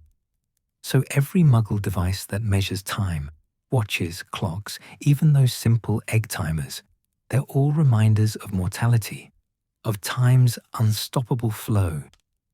In a way, Charity agreed. But they're also celebrations of human ingenuity. Unable to stop time, Muggles learned to measure it with extraordinary precision.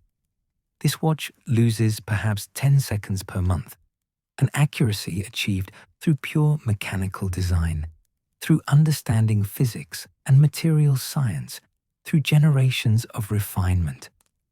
She opened the watch's case back fully, tilting it so everyone could see the mechanism clearly.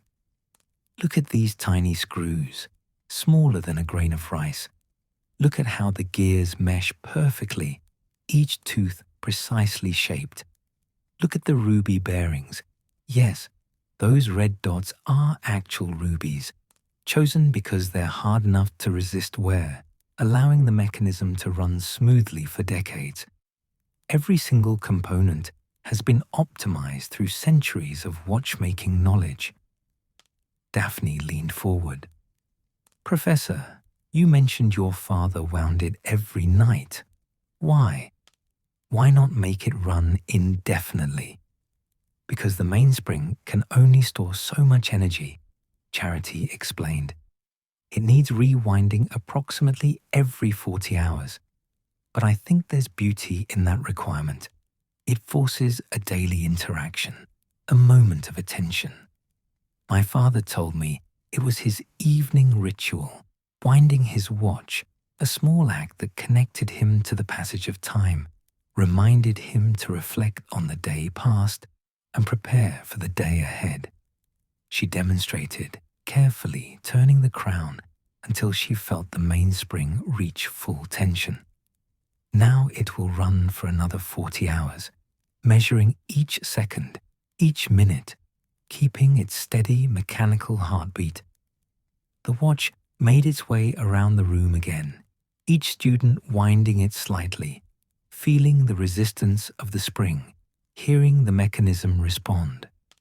Charity watched their faces, the concentration, the wonder, the growing appreciation for the complexity hidden within such a small object. For your homework, she said as the watch returned to her, I want you to think about your relationship with time. Write 1 foot of parchment, exploring how you measure time, how you experience its passage, how you decide what's worth your time and what isn't. Compare your experience to what you imagine a Muggle's might be, knowing they can't turn it back or slow it down. The clock on the wall, a Muggle clock naturally, showed the hour nearly complete. The candles had burned down slightly. The holly sprigs seemed to glow more deeply red in the dimming light. Take your holly with you, Charity reminded them gently. A gift from someone who understands that small beautifications of life matter. Students gathered their belongings slowly, several pausing to touch the blanket on her chair or comment on how warm the room had been. Malcolm lingered, last, as usual. Professor, he said quietly, whoever's been helping. They're going to reveal themselves soon, aren't they? I can feel it somehow, like the room is getting ready for something. Charity smiled. I think you might be right, Malcolm. I think we're approaching a revelation. When he'd gone, she sat in her chair, wrapped in the blanket her invisible benefactor had made, and held her father's watch in her palm. The steady tick-tick-tick measured the silence, marked the moments, counted the seconds of solitude. One more lesson, she said softly. Next week is the last class before holiday break. If you're going to show yourself, that would be the perfect time. But only if you're ready, only if you want to. The fire crackled warmly. The candles flickered in a way that might have been response, or might have been draft. Charity sat in the quiet, measuring time not in ticks, but in gratitude. Gratitude for students who engaged, for magic that served, for mysterious helpers who'd made her classroom into something more than she'd created alone.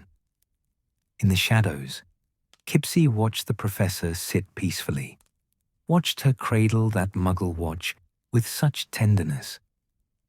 The house elf's notebook was nearly full now, pages covered in careful notes about Muggles who solved problems, who created beauty, who measured their lives and found them precious. The professor had spoken about her father, about loss, about the value of moments. Kipsy understood loss. Every house elf knew what it meant to serve and to lose, to measure their worth in small acts of care that went largely unnoticed. But this professor noticed. This professor said thank you. This professor had just told her students that small beautification of life mattered. Next week was the final lesson before the students left for the holidays. Next week, Kipsy decided, she would find the courage. She would reveal herself. She would show the professor and the students that house elves could learn, could understand, could appreciate Muggle ingenuity because it mirrored their own patient magic. The decision made, Kipsy felt simultaneously terrified and exhilarated. One more week to prepare, one more lesson to absorb, and then revelation. The watch ticked on, measuring courage's accumulation, counting down to a moment that would matter. Outside, snow began falling again, soft and silent. Inside, a classroom held its secrets for one more week, preparing for the gentle unveiling of a truth that had been growing all term, that magic, in all its forms, deserved recognition and respect. Time passed. The watch measured it, and somewhere between the ticking seconds, understanding bloomed like winter roses, unexpected and perfect. The last week before Christmas break arrived with a hush, as if Hogwarts itself were holding its breath. The snow had fallen steadily for 3 days, transforming the castle into something from a storybook. Towers capped with white, icicles hanging like crystal, chandeliers from every ledge, the grounds a pristine expanse broken only by the dark ribbon of forest and the occasional track of some brave creature venturing out. Professor Burbage stood at her classroom window in the late afternoon, watching the winter light fade to a deep, luminous blue. Stars were already visible, impossibly bright in the cold air. Tomorrow, students would board the Hogwarts Express, returning to their families for the holidays. Tonight was her last lesson of the term, and tonight, she suspected, would be different from all the others. The classroom had outdone itself. She'd arrived an hour early to find it transformed, not dramatically, but with such thoughtful care that she'd had to pause in the doorway, hand over her heart. Every surface gleamed with invisible polish. The fire burned with perfect warmth, and its light seemed to dance with particular joy. Fresh candles, dozens of them, filled the room with soft illumination, and on every desk sat a small gift, a hand-knitted bookmark in house colors, each one unique, each one clearly made with meticulous attention. On her desk, arranged in a careful semicircle, were 7 small vases, each containing a single flower representing each lesson. A white rose for the torch, purple heather for the bicycle bell, a tea rose for the tea bag, purple asters for the postage stamp, winter jasmine for the pencil sharpener, white chrysanthemum for the wristwatch, and at the center, a sprig of holly with perfect red berries. Next to the flowers sat tonight's object, a photograph in a simple silver frame. Not a wizarding photograph with its charming movements, but a Muggle one, utterly still, frozen in a single perfect moment.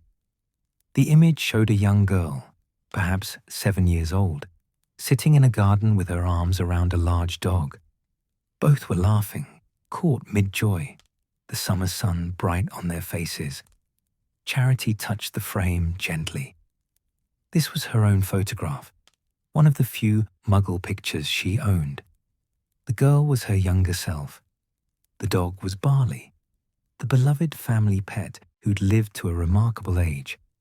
Her mother had taken the picture on an ordinary Sunday afternoon, decades ago. Everyone in it was gone now. Barley, her mother, even the garden, sold when her parents passed. But the moment remained, preserved in silver halide and paper, as clear and immediate as the day it was captured. She heard footsteps in the corridor and turned as students began arriving. They entered with unusual quietness, sensing perhaps that tonight was special.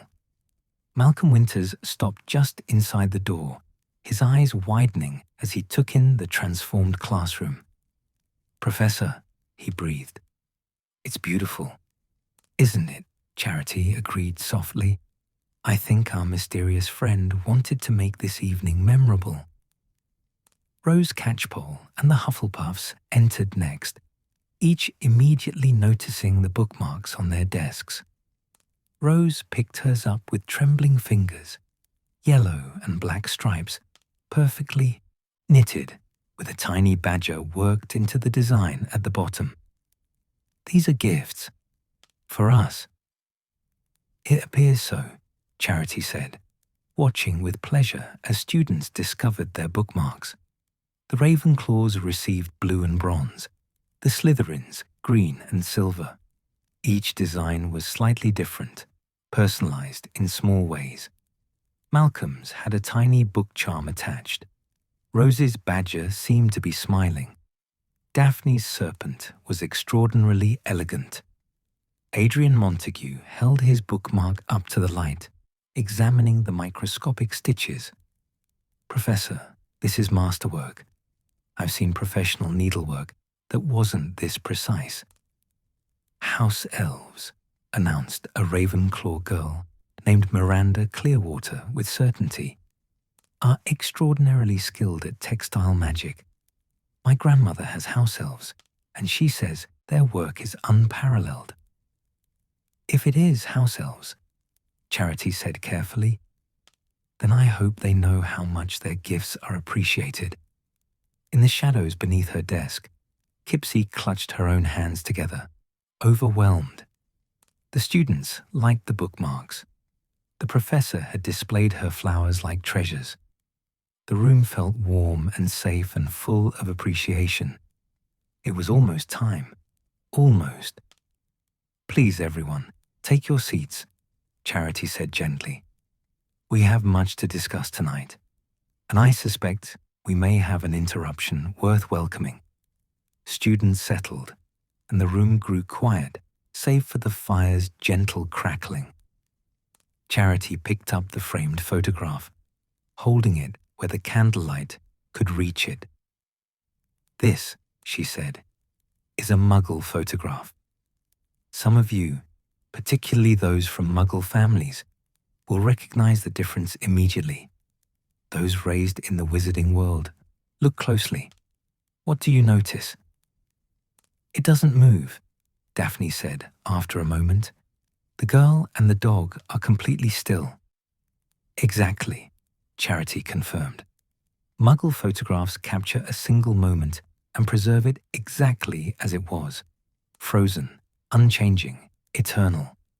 Wizarding photographs, as you know, retain a ghostly imprint of movement, a few seconds looped endlessly. Muggle photographs offer something different, absolute stillness. She turned the frame to face the students fully. This is me, at age 7, with my dog Barley. My mother took this picture on a Sunday afternoon in 1964. I'm 58 years old now. My mother has been gone for 12 years. Barley died when I was 17. The garden where we sat was sold and likely paved over for a car park. Everything in this image, the people, the place, the dog, that particular quality of summer light, is gone. The room was utterly silent. Except, Charity continued softly, it isn't gone. It exists here, in this photograph. I can look at it and remember the exact feeling of Barley's fur under my hands, the weight of him against my side, my mother's voice saying, "Hold still. No, keep laughing. That's perfect." Muggle photographs can't move, can't change, can't update themselves, but they offer perfect preservation of a single, precious moment. Malcolm raised his hand slowly. Professor, is that better or worse than wizarding photographs? The ones that move but only loop a few seconds? Neither better nor worse, Charity said. Different. A wizarding photograph of this moment would show me hugging Barley, him turning his head, perhaps a few seconds of movement, but it would blur the specificity of this instant, this exact expression on my face, this precise angle of afternoon light. A Muggle photograph makes a choice. This moment, this fraction of a second, this particular arrangement of light and shadow and emotion, preserved forever. Thomas Greenwood spoke thoughtfully. So, Muggles have to choose more carefully, since they can only capture one moment, not several seconds? Precisely, Charity said, pleased. Muggle photographers, people who specialize in taking photographs, spend enormous amounts of time waiting for the perfect moment. They understand light, composition, timing. They know they have perhaps 1/30th of a second to capture something meaningful, so they become extraordinarily skilled at recognizing when that moment arrives. She set the photograph down carefully and moved to the blackboard, her wand sketching a simple diagram. Let me explain how Muggle photography works. Inside a camera, the device that creates photographs, is a piece of special paper or film coated with chemicals sensitive to light. When you point the camera at a subject and press the button, a shutter opens for a fraction of a second, allowing light to hit the film. The light causes chemical changes in the coating, creating a latent image, invisible at first but present. Then, she continued, the film must be processed in a darkroom using additional chemicals that make the image visible and fix it permanently. The result is a negative, a reversed image where light appears dark and dark appears light.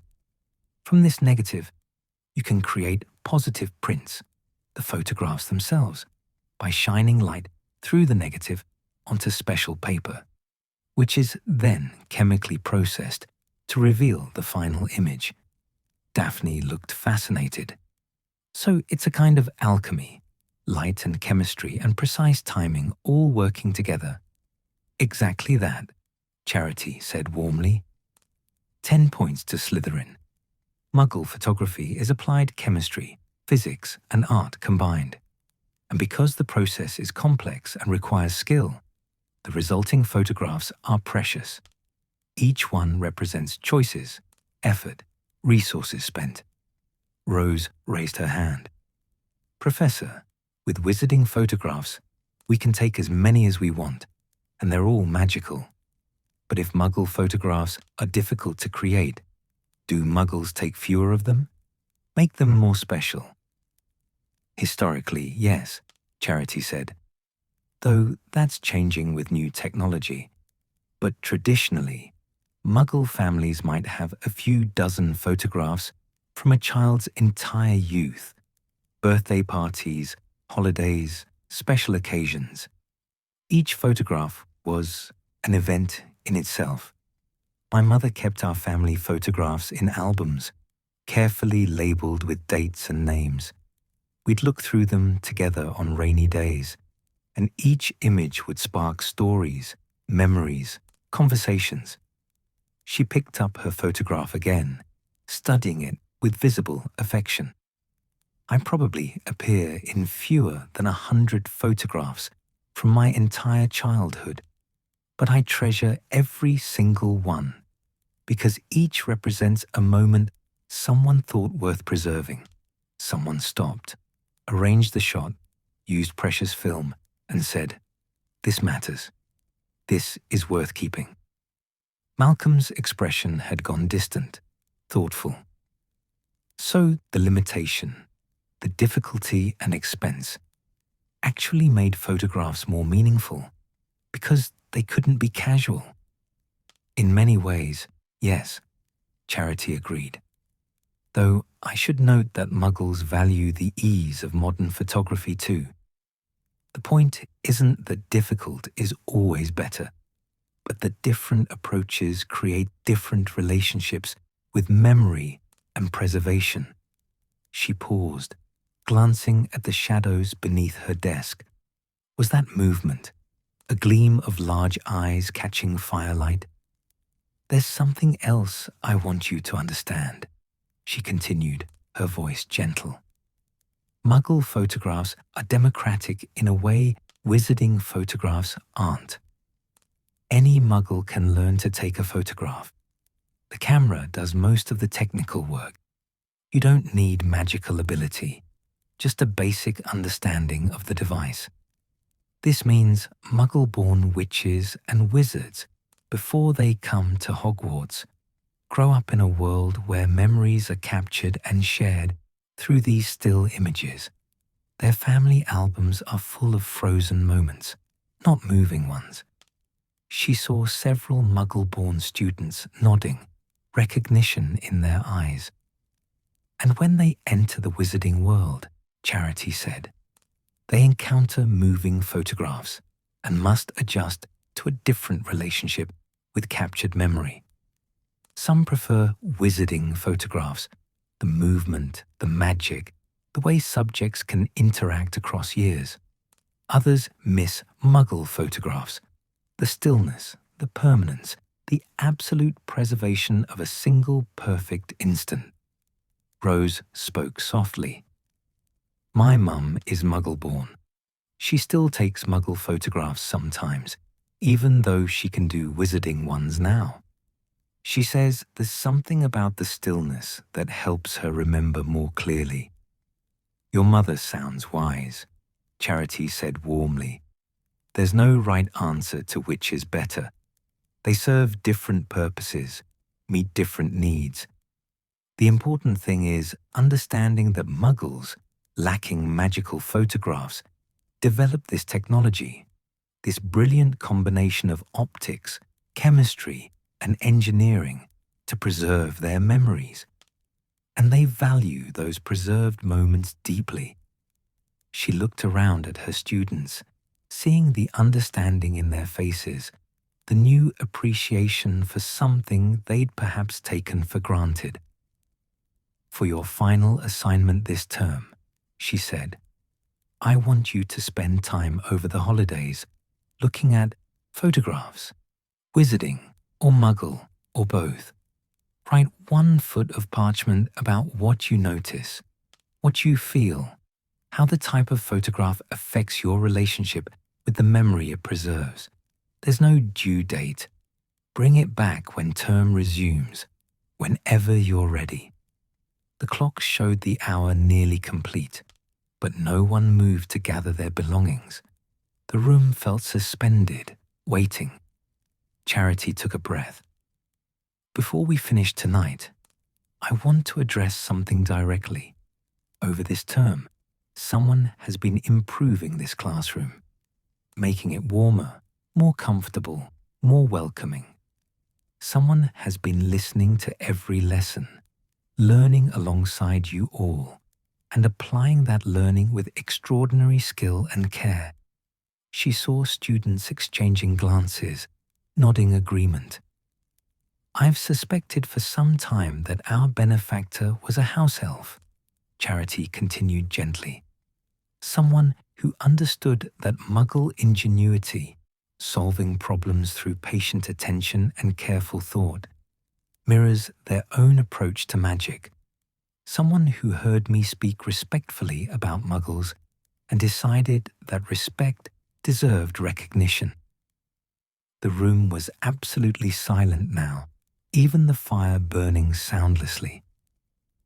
If I'm right, Charity said softly, addressing the shadows directly, I want you to know that you're welcome here, not as invisible help, but as a student who has earned respect through dedication and thoughtfulness.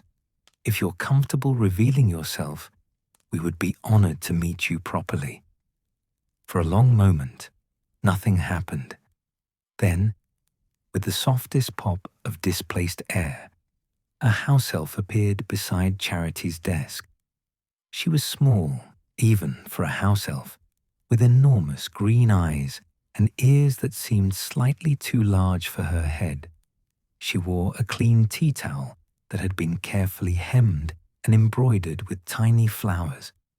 In her long fingers, she clutched a worn notebook. She looked terrified and determined in equal measure. Kipsy, the house elf whispered, her voice barely audible. Kipsy is being the one listening. Kipsy is being the one learning. The students stared in wonder. Several looked close to tears. Charity knelt slowly, bringing herself to Kipsy's eye level. Kipsy, she said warmly, it's an honor to meet you properly.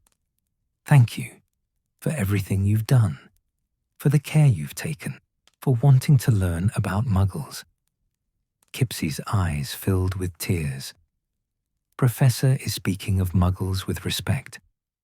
Is saying Muggles are solving problems through thinking and caring. Kipsy is understanding this. House elves is also solving problems through thinking and caring. Kipsy is wanting to learn, is wanting to understand. She held up her notebook with shaking hands. Kipsy is taking notes. Every lesson is learning about torches and bicycles and tea bags and stamps and sharpeners and watches and photographs. Is learning that making things work good is being important, that caring about details is being valuable, that respecting ingenuity is being right. Rose Catchpole had tears running down her face. You made all of this, the comfortable chairs, the perfect fire, the flowers, the bookmarks. Kipsy nodded, still trembling. Kipsy is listening to Professor teach about Muggles, making things better, easier, more comfortable. Kipsy is thinking, house elves can do this too, can make classroom better, can show that house elf magic is also being about care and attention. Malcolm spoke gently. Kipsy, your magic is extraordinary. The bookmarks alone, I've never seen needlework so precise.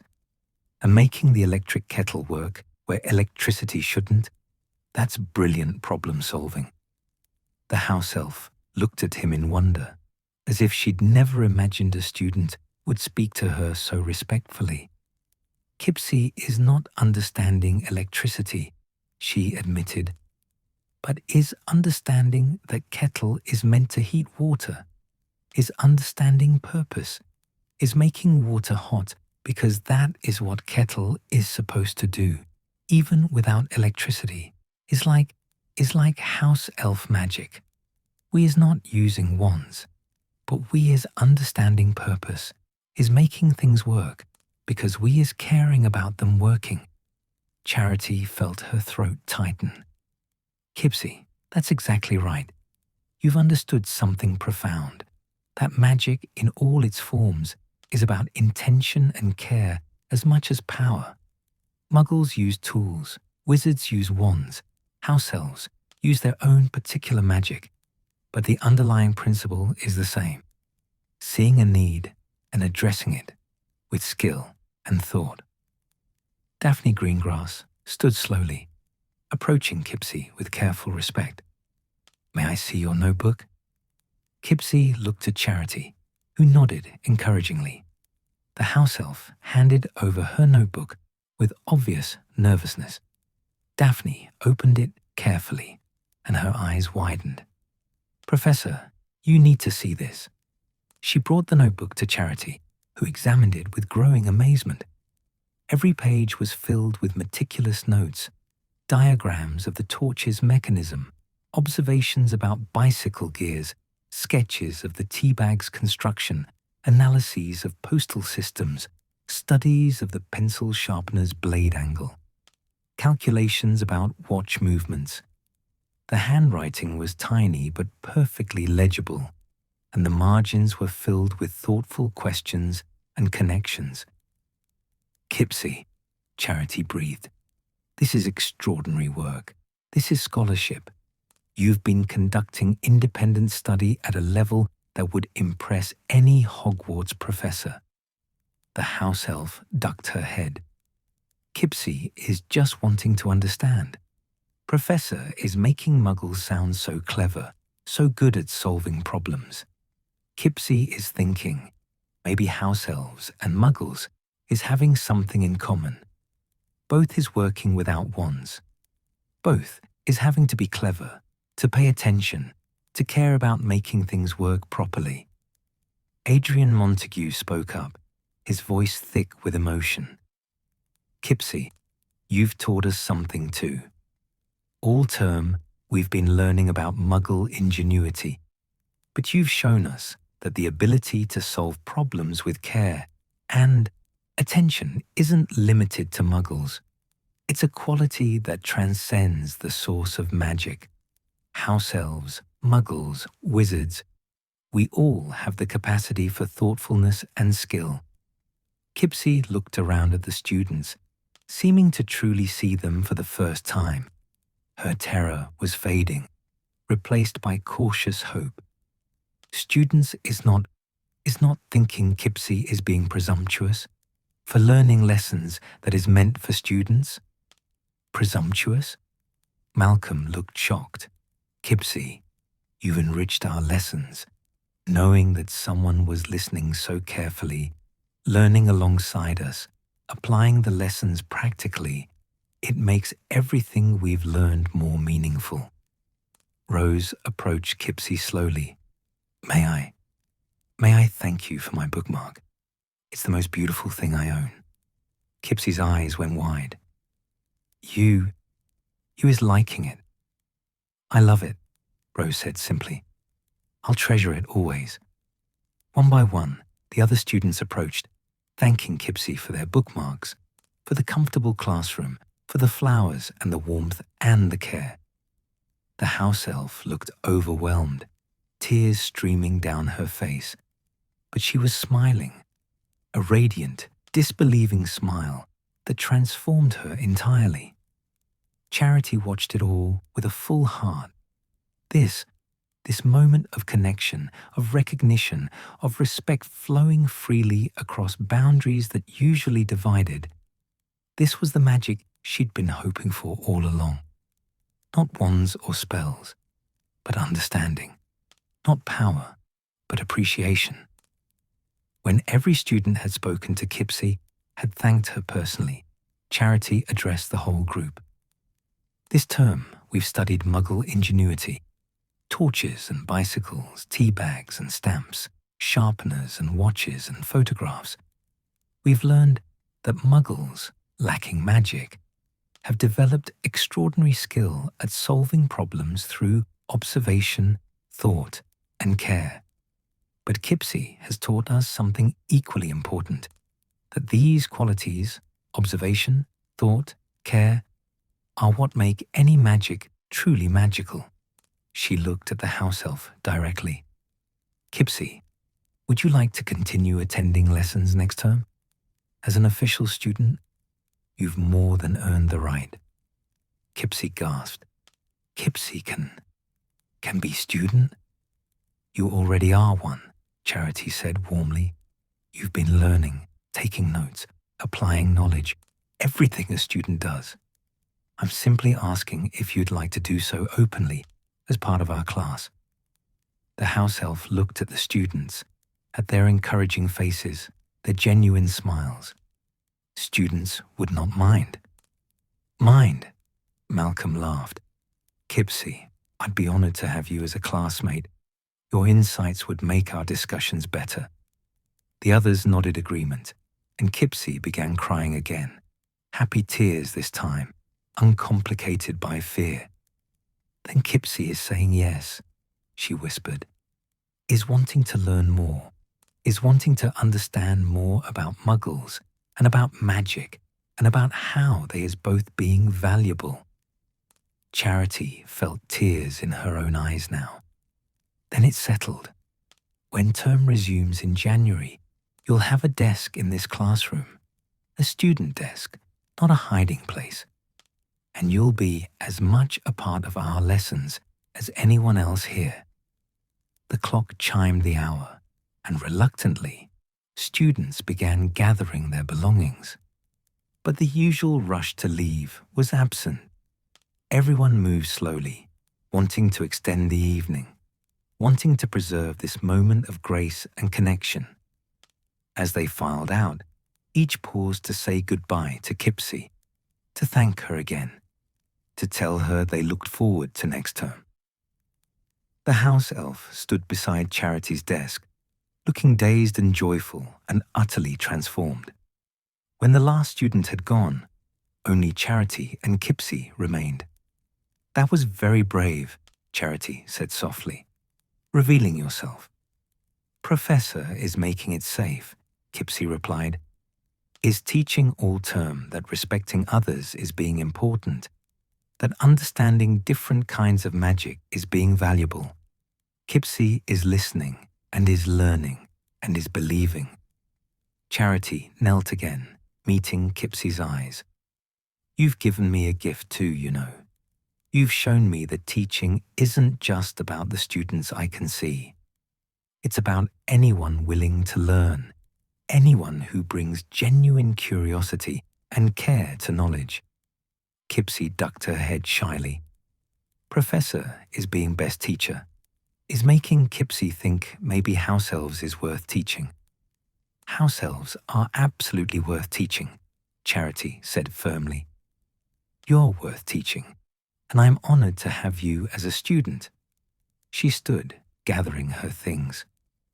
Go home and rest, Kipsy. Enjoy the holiday. You've earned it.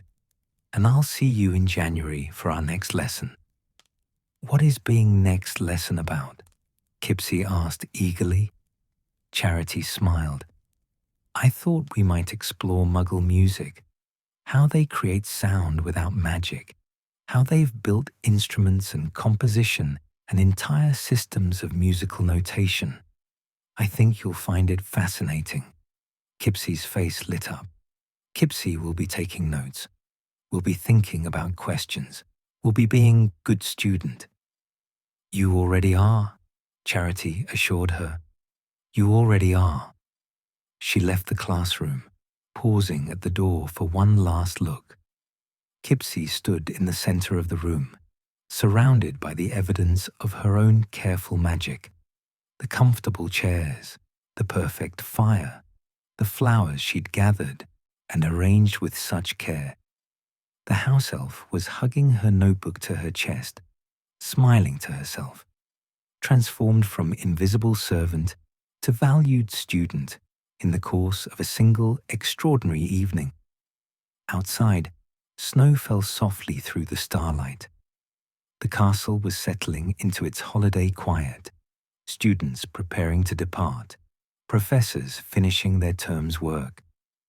But in one classroom on the third floor, a small revolution had occurred, quiet and gentle, but no less profound for its softness. A house elf had learned that her magic mattered, that her mind was worth cultivating, that she deserved respect and recognition.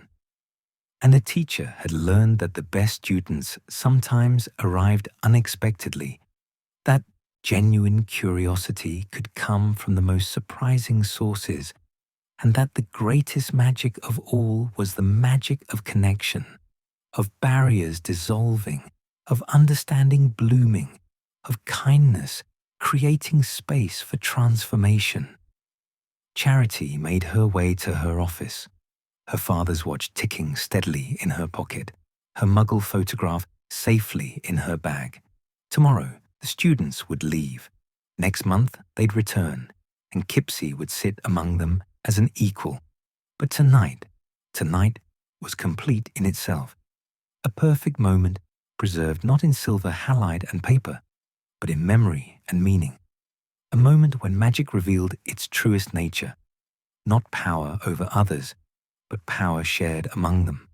Not dominance, but connection. Not hierarchy, but mutual respect.